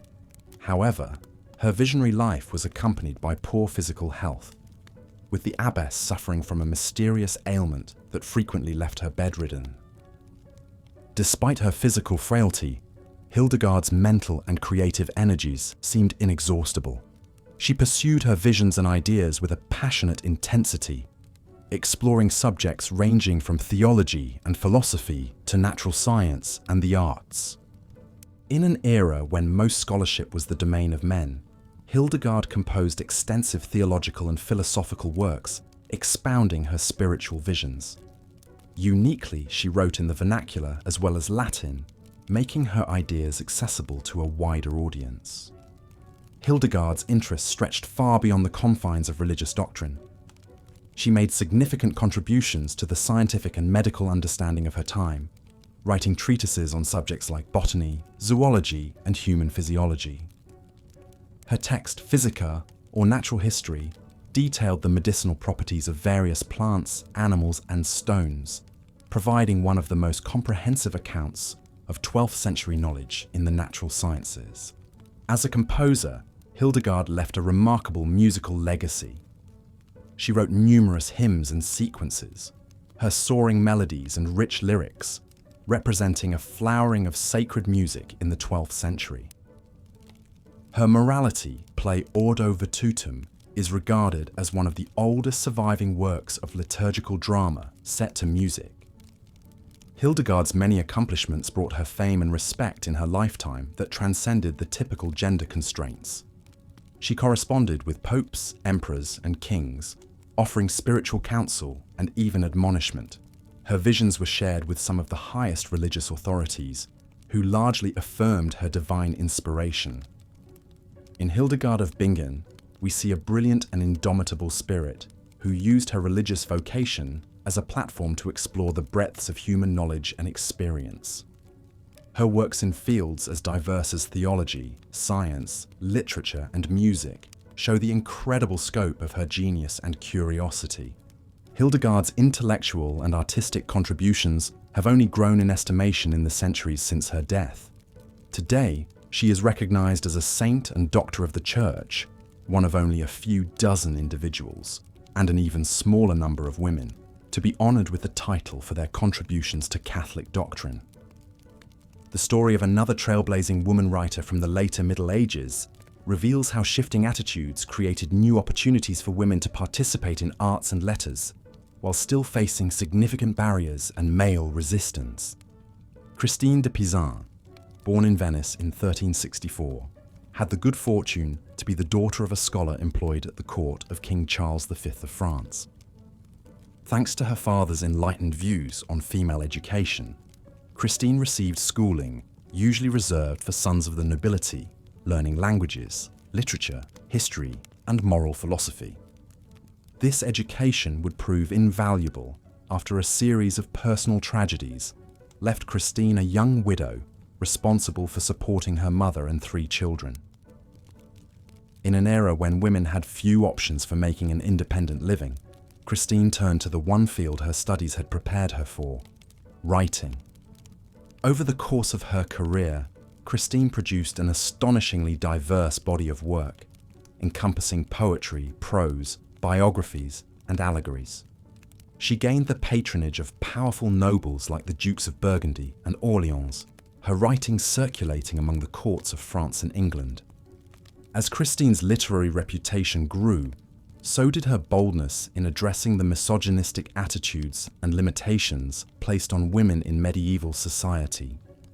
The most famous example of this advocacy came in her work, The Book of the City of Ladies, written in response to a popular text that depicted women as inherently immoral and inferior to men. In The Book of the City of Ladies, Christine creates an allegorical city populated by great women from history and legend. Drawing on a wide range of sources, from pagan mythology to Christian hagiography. She celebrates the accomplishments and virtues of these female exemplars. Through this device, she presents a powerful counter-argument to the notion of women as weak or morally deficient. Christine's spirited defense of her gender extended to asserting the right of women to receive education and participate in intellectual life. Her works critique the lack of educational opportunities for women and argue for their equal capacity to learn and reason. As one of the earliest professional female writers in Europe, Christine de Pizan represented a new kind of literary voice. Her success in supporting herself and her family through her pen was a powerful statement of women's capabilities in a cultural and economic landscape dominated by men. Christine's legacy resonates not just in her own impressive body of work, but in the doors she opened for the women writers who would follow in her footsteps. Her example demonstrated that women could participate in the highest levels of literary culture, shaping public discourse and challenging entrenched gender prejudices. The exceptional women we've encountered in our journey through the Middle Ages, from Joan of Arc to Hildegard of Bingen to Christine de Pizan, each made their mark on history in unique and groundbreaking ways. They overcame immense barriers of culture, law, and custom to leave enduring legacies in fields as diverse as religion, politics, science, music, and literature. Yet as remarkable as these famous figures were, it's important to remember that they represent only a small sampling of the many women who shaped the medieval world. For every woman whose story has survived the centuries, countless others have been lost to history, their contributions and struggles largely forgotten. In the cloisters of monasteries and abbeys, unknown numbers of nuns and religious women lived lives of devotion, scholarship, and artistic creation. In bustling towns and quiet villages, female artisans and merchants practiced their trades and managed households. And in castles and courts, noblewomen and servants alike navigated complex social and political webs, their influence often hidden behind the scenes. Tracing the lives of medieval women requires looking beyond the traditional narratives that have long centered male experiences and achievements. It means reading between the lines of historical records, considering the silences and omissions, as well as what was documented. It requires a willingness to imagine the inner lives and motivations of women whose voices have been largely lost to time. As we've seen, women in the Middle Ages faced significant constraints and challenges. The patriarchal structures of medieval society limited their legal rights, excluded them from most positions of official power, and prescribed narrow roles centered on domestic and reproductive labor. Yet within and around these constraints, women found ways to carve out spaces of influence and self-expression. They shaped religious life as abbesses and mystics, wielded power as queens and regents, and made enduring contributions to arts and culture. Some, like the women we've profiled, openly defied or transcended the boundaries of their prescribed roles. Studying the lives of medieval women also requires grappling with difficult and uncomfortable aspects of history. Women in this era faced oppression and violence, from the legal subordination of coverture to the brutal punishments meted out to those who transgressed social and sexual norms. The inspiring accomplishments of the women we've discussed must be seen in the context of the immense barriers they had to overcome. Yet there is something deeply moving and resonant in the stories of women who, against all odds, found ways to make their voices heard and their presences felt. In their determination, creativity, and sheer force of will, they offer enduring examples of resilience and the unquenchable human spirit. As we reflect on the remarkable individuals profiled in this series, we're reminded of the importance of seeking out the hidden stories and unsung contributions of women throughout history. By bringing their experiences and perspectives to light, we gain a richer, more complete understanding of the past and the ways it continues to shape our present. The medieval women we've encountered also speak to the power of individual action and conviction in the face of even the most entrenched barriers and opposition. Their lives testify to the truth that a single person, fueled by passion and purpose, can defy expectations, challenge injustice, and leave a lasting mark on the world. So as we conclude our journey through the lives of some of the most influential women in medieval history, let us carry forward their stories and examples. Let us honor their struggles and triumphs by continuing to seek out and celebrate the contributions of women past and present. And let us draw inspiration from their courage and resolve as we work to build a world of greater opportunity, equality, and justice for all. Thank you for joining me on this exploration of the extraordinary women who helped shape the medieval world. I hope their stories have illuminated the past in new ways, and perhaps even cast a light forward on the path ahead. There are so many more tales waiting to be told, so many more remarkable lives waiting to be discovered. The medieval writer Christine de Pizan, in the Book of the City of Ladies, imagines a grand city constructed to honor the great women of history. Stone by stone, story by story, may we continue building that city, expanding its avenues and raising its towers. May we people its streets with the voices and visions of women long ignored or forgotten. And may we invite others to walk its paths, learning and drawing inspiration from those who came before. As we close, I'll leave you with the words of another trailblazing medieval woman, the composer and mystic Hildegard of Bingen. In one of her soaring chants, Hildegard proclaims, "I reach into the depths of the wonders of God's works, and my soul rejoices." May the stories of the incredible women we've encountered ignite a similar sense of wonder, joy, and possibility. May they remind us of the depths of the human spirit and the boundless potential within each of us. Thank you, and good night. As we've seen, the Middle Ages were a time of great change and upheaval, marked by conflicts, plagues, and societal transformations. But amidst the turbulence, remarkable women found ways to defy expectations and make their mark on history. From queens and empresses to writers and mystics, these influential figures challenged the limitations placed on their gender and left enduring legacies that continue to inspire us today. One such woman was Christine de Pizan, a trailblazing French writer who lived in the late 14th and early 15th centuries. Born in Venice, Christine had the good fortune to be raised in the court of King Charles V of France, where her father served as the royal astrologer. This privileged upbringing granted Christine access to a top-notch education, a rarity for girls of her time. She took full advantage, immersing herself in languages, literature, and the sciences. But Christine's charmed life took a turn when she lost her husband at the young age of 25. Suddenly finding herself a widow with 3 children to support, Christine turned to writing as a means of survival. This was a daring move in an age when most female writers were cloistered nuns, writing anonymously or under male pseudonyms. But Christine's talent and determination quickly earned her the patronage of nobility, like the Dukes of Burgundy. Over the course of her prolific career, Christine penned over 40 works in a wide range of genres, from lyric poetry to military manuals. But she's best remembered today for her impassioned defenses of women against the misogynistic attitudes of her time. Works like The Book of the City of Ladies and The Treasure of the City of Ladies celebrated the accomplishments of great women throughout history and argued for women's right to education and a voice in society.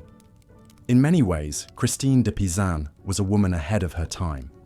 She not only supported herself and her family through her writing, a remarkable feat for a medieval woman, but she also fostered a female literary tradition that would pave the way for generations of women writers to come. Through her outspoken advocacy for women's worth and capabilities, Christine challenged the deep-seated gender prejudices of her age and sowed the seeds of a more equal society. As a contemporary of Christine de Pizan, the German abbess Hildegard of Bingen also used her gifts as a writer and thinker to shape the world around her. Born over 2 centuries earlier in 1098, Hildegard was a true polymath, excelling in fields as diverse as theology, medicine, botany, and musical composition.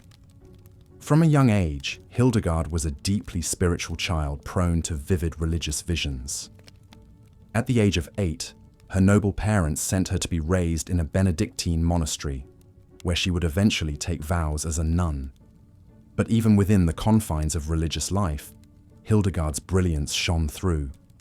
She rose to become the abbess of her own monastery and attracted widespread fame as a visionary, healer, and prophet. Throughout her long life, Hildegard shared her wisdom through books, letters, and music. She wrote groundbreaking works of theology and natural science, meticulously cataloguing the medicinal properties of plants and animals. Her soaring musical compositions, written for the all-female choir of her abbey, are still performed today. And her mystical writings, which vividly recorded her spiritual visions, offered her unique insights into God and creation. Like many female intellectuals of her time, Hildegard faced opposition and even accusations of heresy from some church authorities. But her wisdom and piety ultimately earned her the respect of kings, popes, and common folk alike. She was widely sought out for her counsel on matters both spiritual and scientific, and her influence extended far beyond the walls of her monastery. Hildegard of Bingen's legacy is a testament to the incredible potential of the female mind, a potential that, all too often, was stifled or ignored in the Middle Ages. Through her diverse body of work and her uncompromising pursuit of knowledge, Hildegard helped blaze a trail for women in fields like science, medicine, and the arts.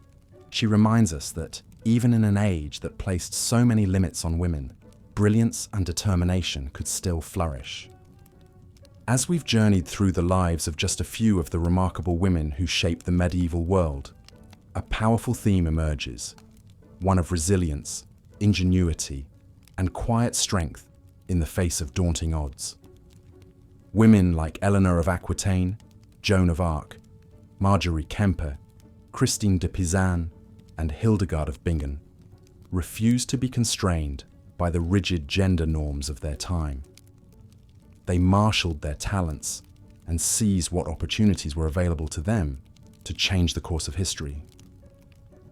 Of course, the women we've profiled in this series are only the tip of the iceberg, a small sampling of the countless medieval women, famous and forgotten, who left their mark on the world.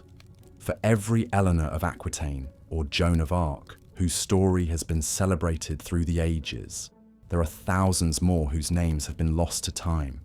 Women who fought in battles, ruled kingdoms, wrote books, made scientific discoveries, and quietly subverted the limitations placed on their gender.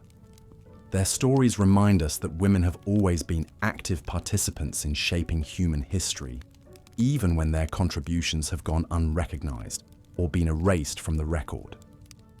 They encourage us to dig deeper, to seek out the untold stories and unsung heroines who have too often been relegated to the footnotes of history books.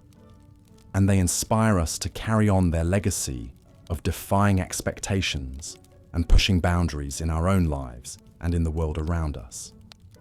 So as we end our journey through the lives of some of the most influential women in medieval history, I encourage you to keep exploring, keep questioning, and keep celebrating the incredible resilience and potential of women throughout the ages. The medieval world may seem remote to us now, but the lessons we can learn from the remarkable women who shaped it are as relevant as ever.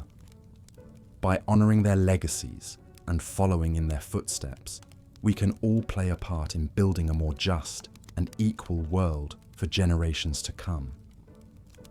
As we reflect on the lives and legacies of these remarkable medieval women, it's clear that their stories have much to teach us about resilience, ambition, and the power of the human spirit. In a time when women were often relegated to the margins of society, these influential figures refused to be limited by the constraints placed upon them. They challenged conventions, defied expectations, and left an indelible mark on the world around them. Take Christine de Pizan, for example. As a young widow in the 15th century France, Christine found herself in a precarious position. With no husband to provide for her and her children, she could have easily slipped into poverty and obscurity.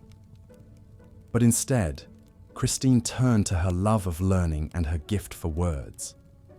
She began writing poetry and prose, eventually catching the attention of wealthy patrons like the Duke of Burgundy.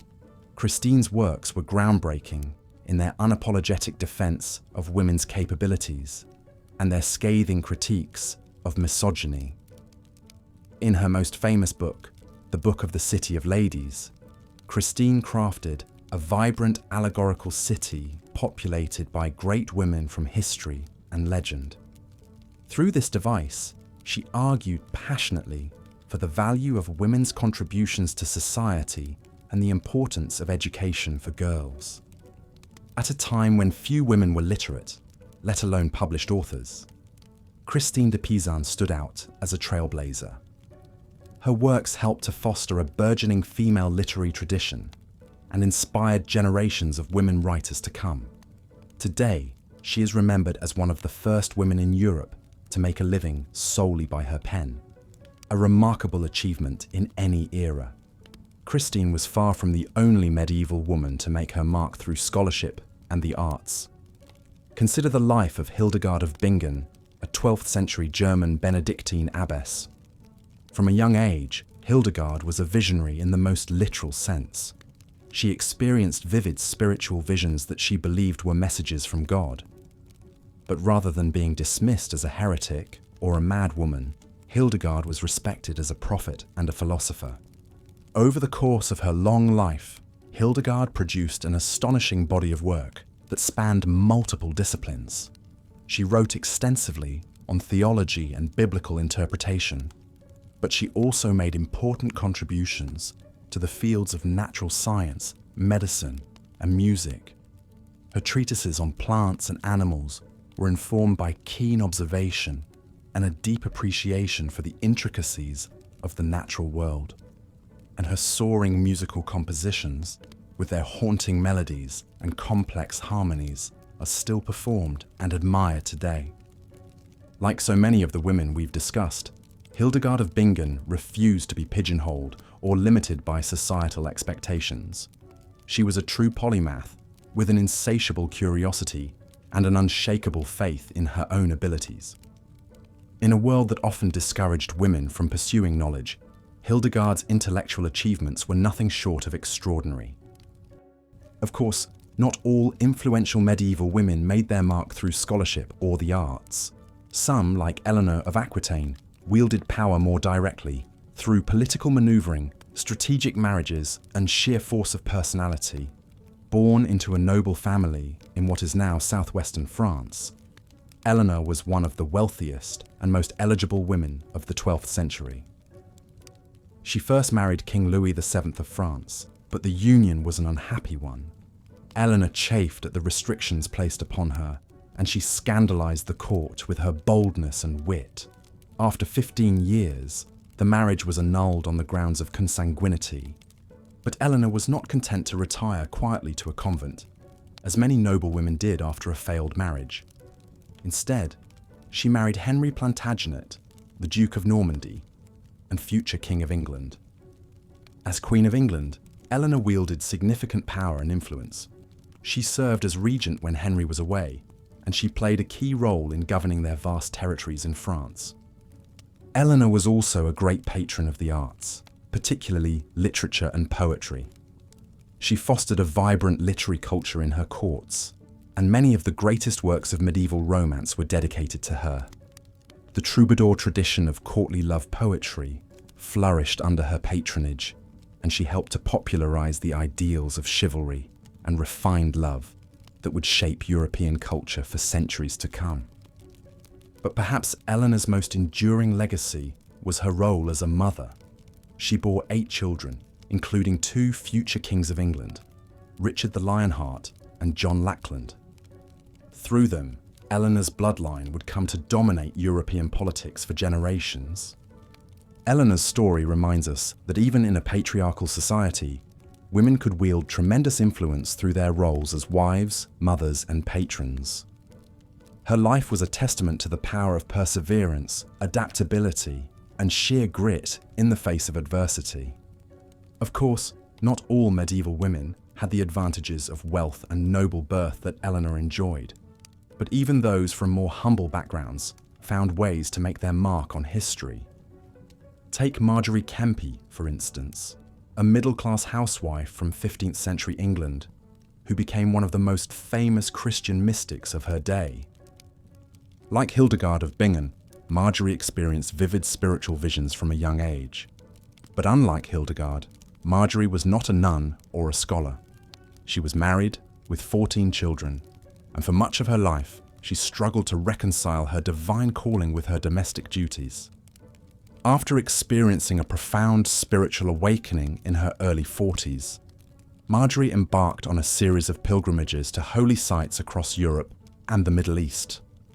She claimed to have conversations with Jesus and the Virgin Mary, and she often wept and screamed during religious services, drawing both admiration and scorn from those around her.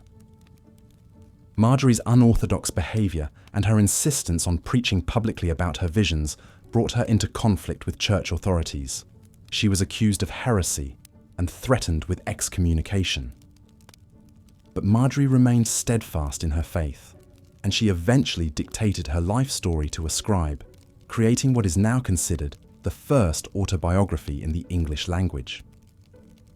Marjorie Kempe's story is a reminder that even ordinary women could challenge the status quo and leave a lasting impact on the world. Her experiences as a wife, mother, and mystic offer a rare glimpse into the inner lives of medieval women, their hopes, fears, and deepest longings. As we near the end of our journey through the lives of these remarkable women, it's worth reflecting on what their stories can teach us about the human experience more broadly.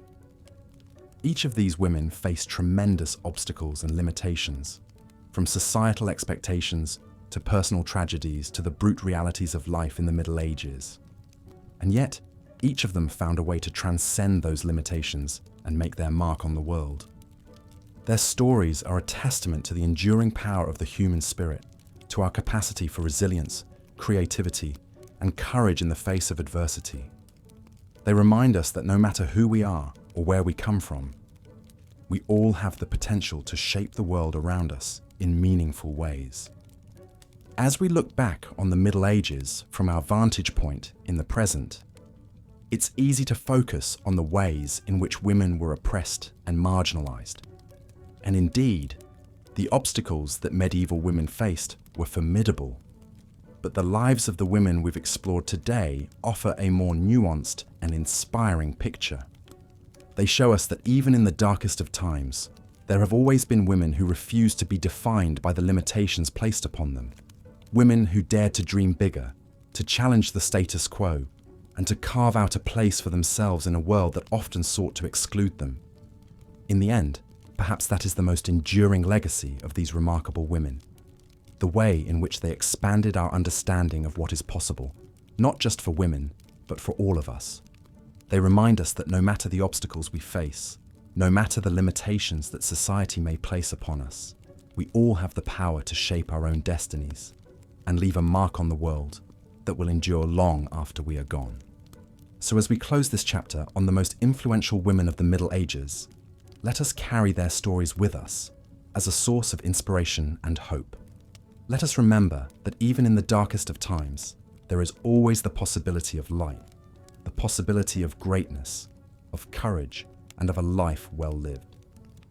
And let us strive, in our own ways, to be the kind of people who refuse to be limited by the expectations of others, the kind of people who dare to dream big, to challenge the status quo, and to make a difference in the world, just as these remarkable women did so many centuries ago. As we've seen, the Middle Ages were a time of great change and upheaval, marked by conflicts, plagues, and shifting political and religious landscapes. Yet amidst the turmoil, extraordinary women found ways to defy society's limitations and expectations, leaving their mark on history in remarkable ways. One such woman was Hildegard of Bingen, a 12th century German Benedictine abbess, whose wide-ranging intellect and visionary spirituality made her one of the most fascinating figures of her age. Born into a noble family in 1098, Hildegard was dedicated to the church at a young age, entering a monastery at Disibodenberg as an oblate under the care of a devout anchoress named Jutta. From an early age, Hildegard experienced powerful spiritual visions that would shape the course of her life and work. As she grew older, Hildegard's visions became more frequent and intense. She described them as a living light that filled her mind and soul, revealing divine truths and cosmic secrets. Despite her initial reluctance, Hildegard eventually began to record and share her visions at the urging of her fellow nuns and the abbot of the monastery. Her first major work, Civius, or Know the Ways, was a collection of 26 prophetic and apocalyptic visions that explored the relationship between God, humanity, and the created world. But Hildegard's interests and talents extended far beyond the realm of mystical theology. She was a true polymath, with a voracious intellectual curiosity that led her to write extensively on subjects as diverse as medicine, botany, music, and the natural sciences. Her medical texts, such as Physica and Causae et Curae, drew on classical sources as well as her own observations to discuss the healing properties of plants, animals, and stones. She even invented her own language, the lingua ignota, and an alphabet to write it. As Hildegard's reputation grew, so did her influence within the church. In 1150, she founded her own monastery at Rupertsberg, where she served as abbess and continued to write, compose music, and correspond with popes, emperors, and other notable figures of her day. Her music, in particular, was renowned for its beauty and complexity, with soaring melodies and intricate harmonies that evoked the divine mysteries she contemplated in her visions. Despite the many challenges she faced as a woman in a male-dominated world, Hildegard refused to be silenced or sidelined. When some church authorities questioned her visions and teachings, she fiercely defended her experiences as genuine divine revelations. And when the male clergy attempted to limit her activities and movements, she used her aristocratic connections and force of personality to assert her independence and authority. In many ways, Hildegard of Bingen embodies the paradoxes and possibilities of the medieval world. On the one hand, she lived in a society that severely restricted women's roles and voices, confining them to narrow spheres of domesticity and religious devotion. Yet through her visions, her intellect, and her indomitable spirit, Hildegard transcended those limitations to become one of the most dynamic and influential figures of her age. Her legacy continues to resonate today, not only for her many scholarly and artistic achievements, but for the way she challenged and expanded our understanding of what medieval women could know, do, and be. In her writings and her life, Hildegard of Bingen invites us to contemplate the beauty and complexity of the divine creation, and to find within ourselves the same courage and creativity that animated her own remarkable journey. As we near the end of our exploration of influential women in medieval history, it's worth reflecting on the broader significance of their stories and accomplishments. These were not just exceptional individuals who happened to defy the odds and rise above their circumstances. They were also powerful reminders of the ways in which women have always found ways to shape the world around them, even in the face of tremendous obstacles and resistance. From the political intrigues of Eleanor of Aquitaine to the spiritual visions of Joan of Arc, from the literary innovations of Christine de Pizan to the scientific inquiries of Hildegard of Bingen, these women demonstrate the incredible diversity and resilience of the female experience in the Middle Ages. They remind us that even in a time of great oppression and limitation, women were not passive victims or silent observers, but active agents in their own lives and in the unfolding of history itself. Of course, it's important to acknowledge that these famous and celebrated figures were in many ways exceptional. enjoying privileges and opportunities that were not available to the vast majority of medieval women. For every queen or abbess or visionary mystic who left her mark on history, there were countless other women whose lives and labours went unrecorded and unremembered. But this only makes the accomplishments of these trailblazing women all the more remarkable, and their stories all the more valuable as sources of inspiration and insight for us today. They remind us that even in the darkest and most difficult of times, there are always those who will find a way to shine a light, to speak their truth, to create something beautiful and enduring. As we reflect on the lives and legacies of these incredible medieval women, we can also take a moment to consider the countless other women, famous and forgotten, who helped shape the medieval world in ways both large and small. From the anonymous poets and artists who created stunning works of beauty and devotion, to the countless mothers and daughters who worked tirelessly to keep their families and communities alive. These women, too, played a vital role in the complex tapestry of medieval life. Their stories may be lost to history, but their contributions live on in the world we inhabit today. A world that is in so many ways shaped by the dreams, the struggles, and the triumphs of the women who came before us. By remembering and honouring these remarkable figures from the distant past, we can also find new ways to celebrate and empower the women of our own time, and to work towards a future in which every person, regardless of gender, has the opportunity to fulfill their potential and leave their mark on the world. As we come to the end of our journey through the lives of some of the most influential women in medieval history, I invite you to take a moment to reflect on the incredible resilience, creativity, and courage that these figures embodied. From the soaring cathedrals and illuminated manuscripts of the Middle Ages, to the enduring ideas and institutions that continue to shape our world today, the legacy of these remarkable women lives on, inspiring us to new heights of achievement and understanding. So the next time you find yourself marveling at a breathtaking work of medieval art, or pondering a profound question of philosophy or science, take a moment to remember the countless women whose tireless efforts and visionary insights helped make such wonders possible. And as you drift off to sleep, let their stories be a reminder of the power within each of us to shape our own destinies and to leave the world a little brighter and more beautiful than we found it. As we've explored, Christine de Pizan and Hildegard of Bingen left indelible marks on medieval arts, letters, and learning. But they were far from the only women to patronize and contribute to cultural life in the Middle Ages. Another luminary was Marie de France, a 12th century poet who wrote in Anglo-Norman French.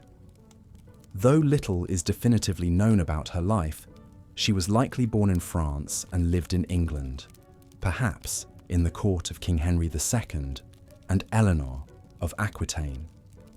Marie's most famous works are The Lay of Marie de France, 12 short narrative poems that blend Celtic, classical and contemporary themes of courtly love and chivalry. Lies like L'Inval, Chevrefoil, and Bisclavret are notable for their sympathetic portrayals of both male and female perspectives, explorations of complex human experiences and emotions beyond typical courtly romances of the time. Rare for the era, Marie's works prominently feature her own voice, directly addressing the reader. In the prologue to her Lie, she asserts, "He who has received knowledge should reap the harvest of his wisdom. When such a one acquires learning, he should not be silent or secretive, but should demonstrate it willingly." With confidence and erudition, Marie helped establish vernacular French as a literary language to rival Latin, paving the way for later poets like Charles d'Orléans and Christine de Pizan herself. Marie was also notable as a medievalist ahead of her time.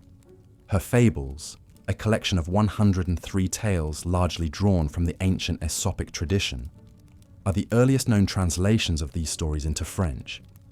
In her Espurgatoire Saint-Patrice, Marie produced one of the earliest recorded versions of the legend of St. Patrick's Purgatory. Her works represent some of the earliest efforts to collect, translate, and transform classical literature and folklore into vernacular French, endeavours that would come to define the Renaissance humanists centuries later. Though she may not have been a noblewoman herself, Marie de France clearly benefited from aristocratic patronage. Her works contain several dedications to noble patrons, including a noble king, assumed to be Henry II. As court poet in a royal household that included the likes of Eleanor of Aquitaine, Marie was at the epicenter of a revival of arts and learning in the 12th century. Her distinctly female voice and innovations in language, form, and theme make her a foundational figure in French literature. Our last medieval woman of influence was, fittingly, also a queen and patron of the arts, like Eleanor of Aquitaine. Jadwiga, crowned King of Poland to rule in her own right in 1384, ushered in a golden age for the Polish nation. Born in 1373 to Louis the Great, King of Hungary and Poland, and his wife Elizabeth of Bosnia, Jadwiga was destined for queenship from a young age. Intended to wed young William of Habsburg, she was instead elected by the Polish nobility to be their monarch, on condition that she marry Jogaila, the Grand Duke of Lithuania, to secure an alliance against the threat of the Teutonic Knights. Despite her arranged marriage, Jadwiga and Jogaila, who took the name Władysław II Jagiello upon his baptism and coronation, seem to have developed a close partnership.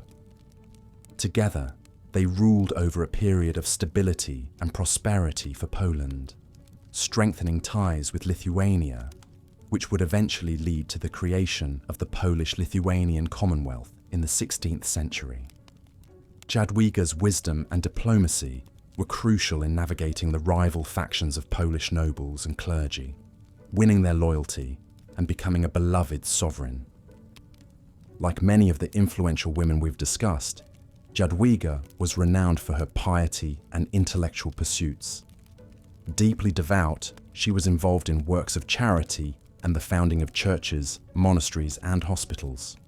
But Jadwiga's most impactful legacy may be her role in the restoration of the Krakow Academy, the oldest university in Poland, founded in 1364, but moribund by the time of her reign.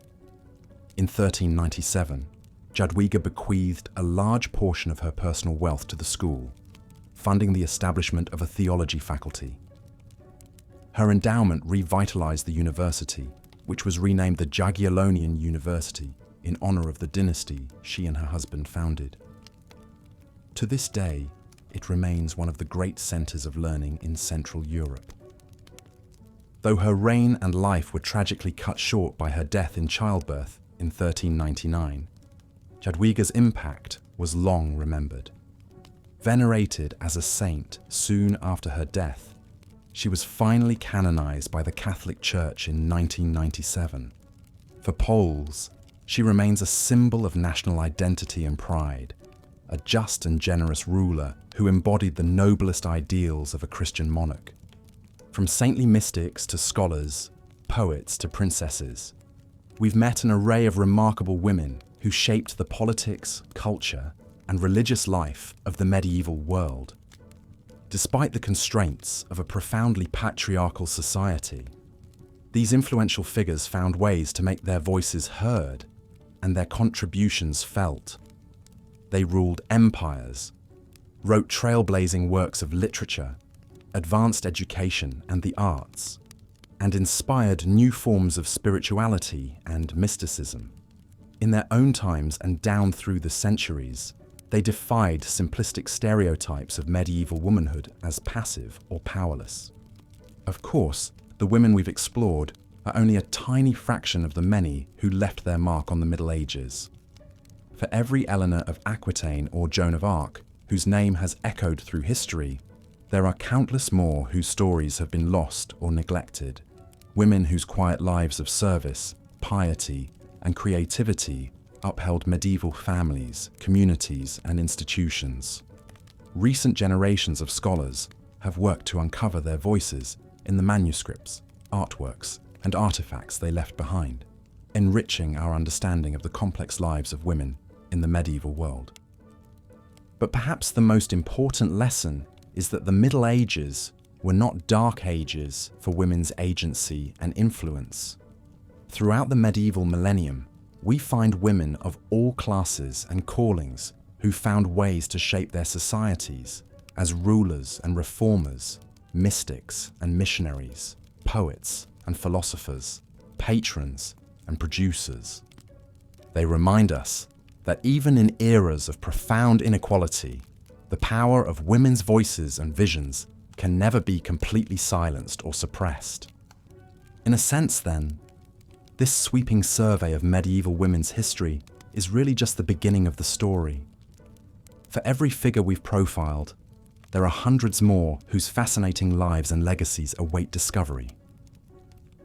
As we continue to recover their stories, we gain a richer and more complete understanding of the medieval world and women's essential roles in creating it.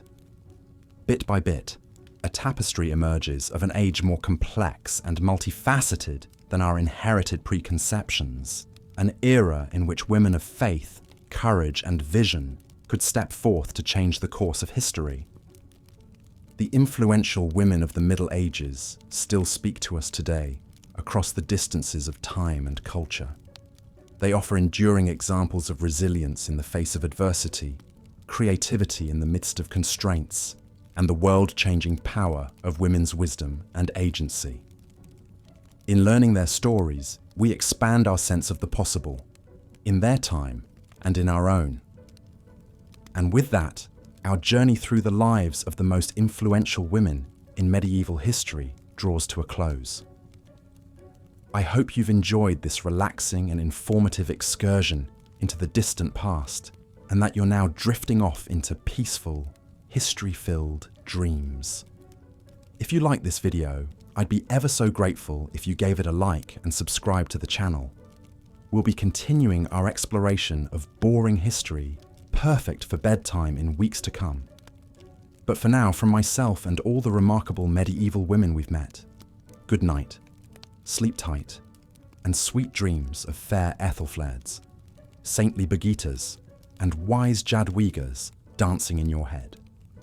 Until next time, this is your friendly neighborhood history narrator signing off.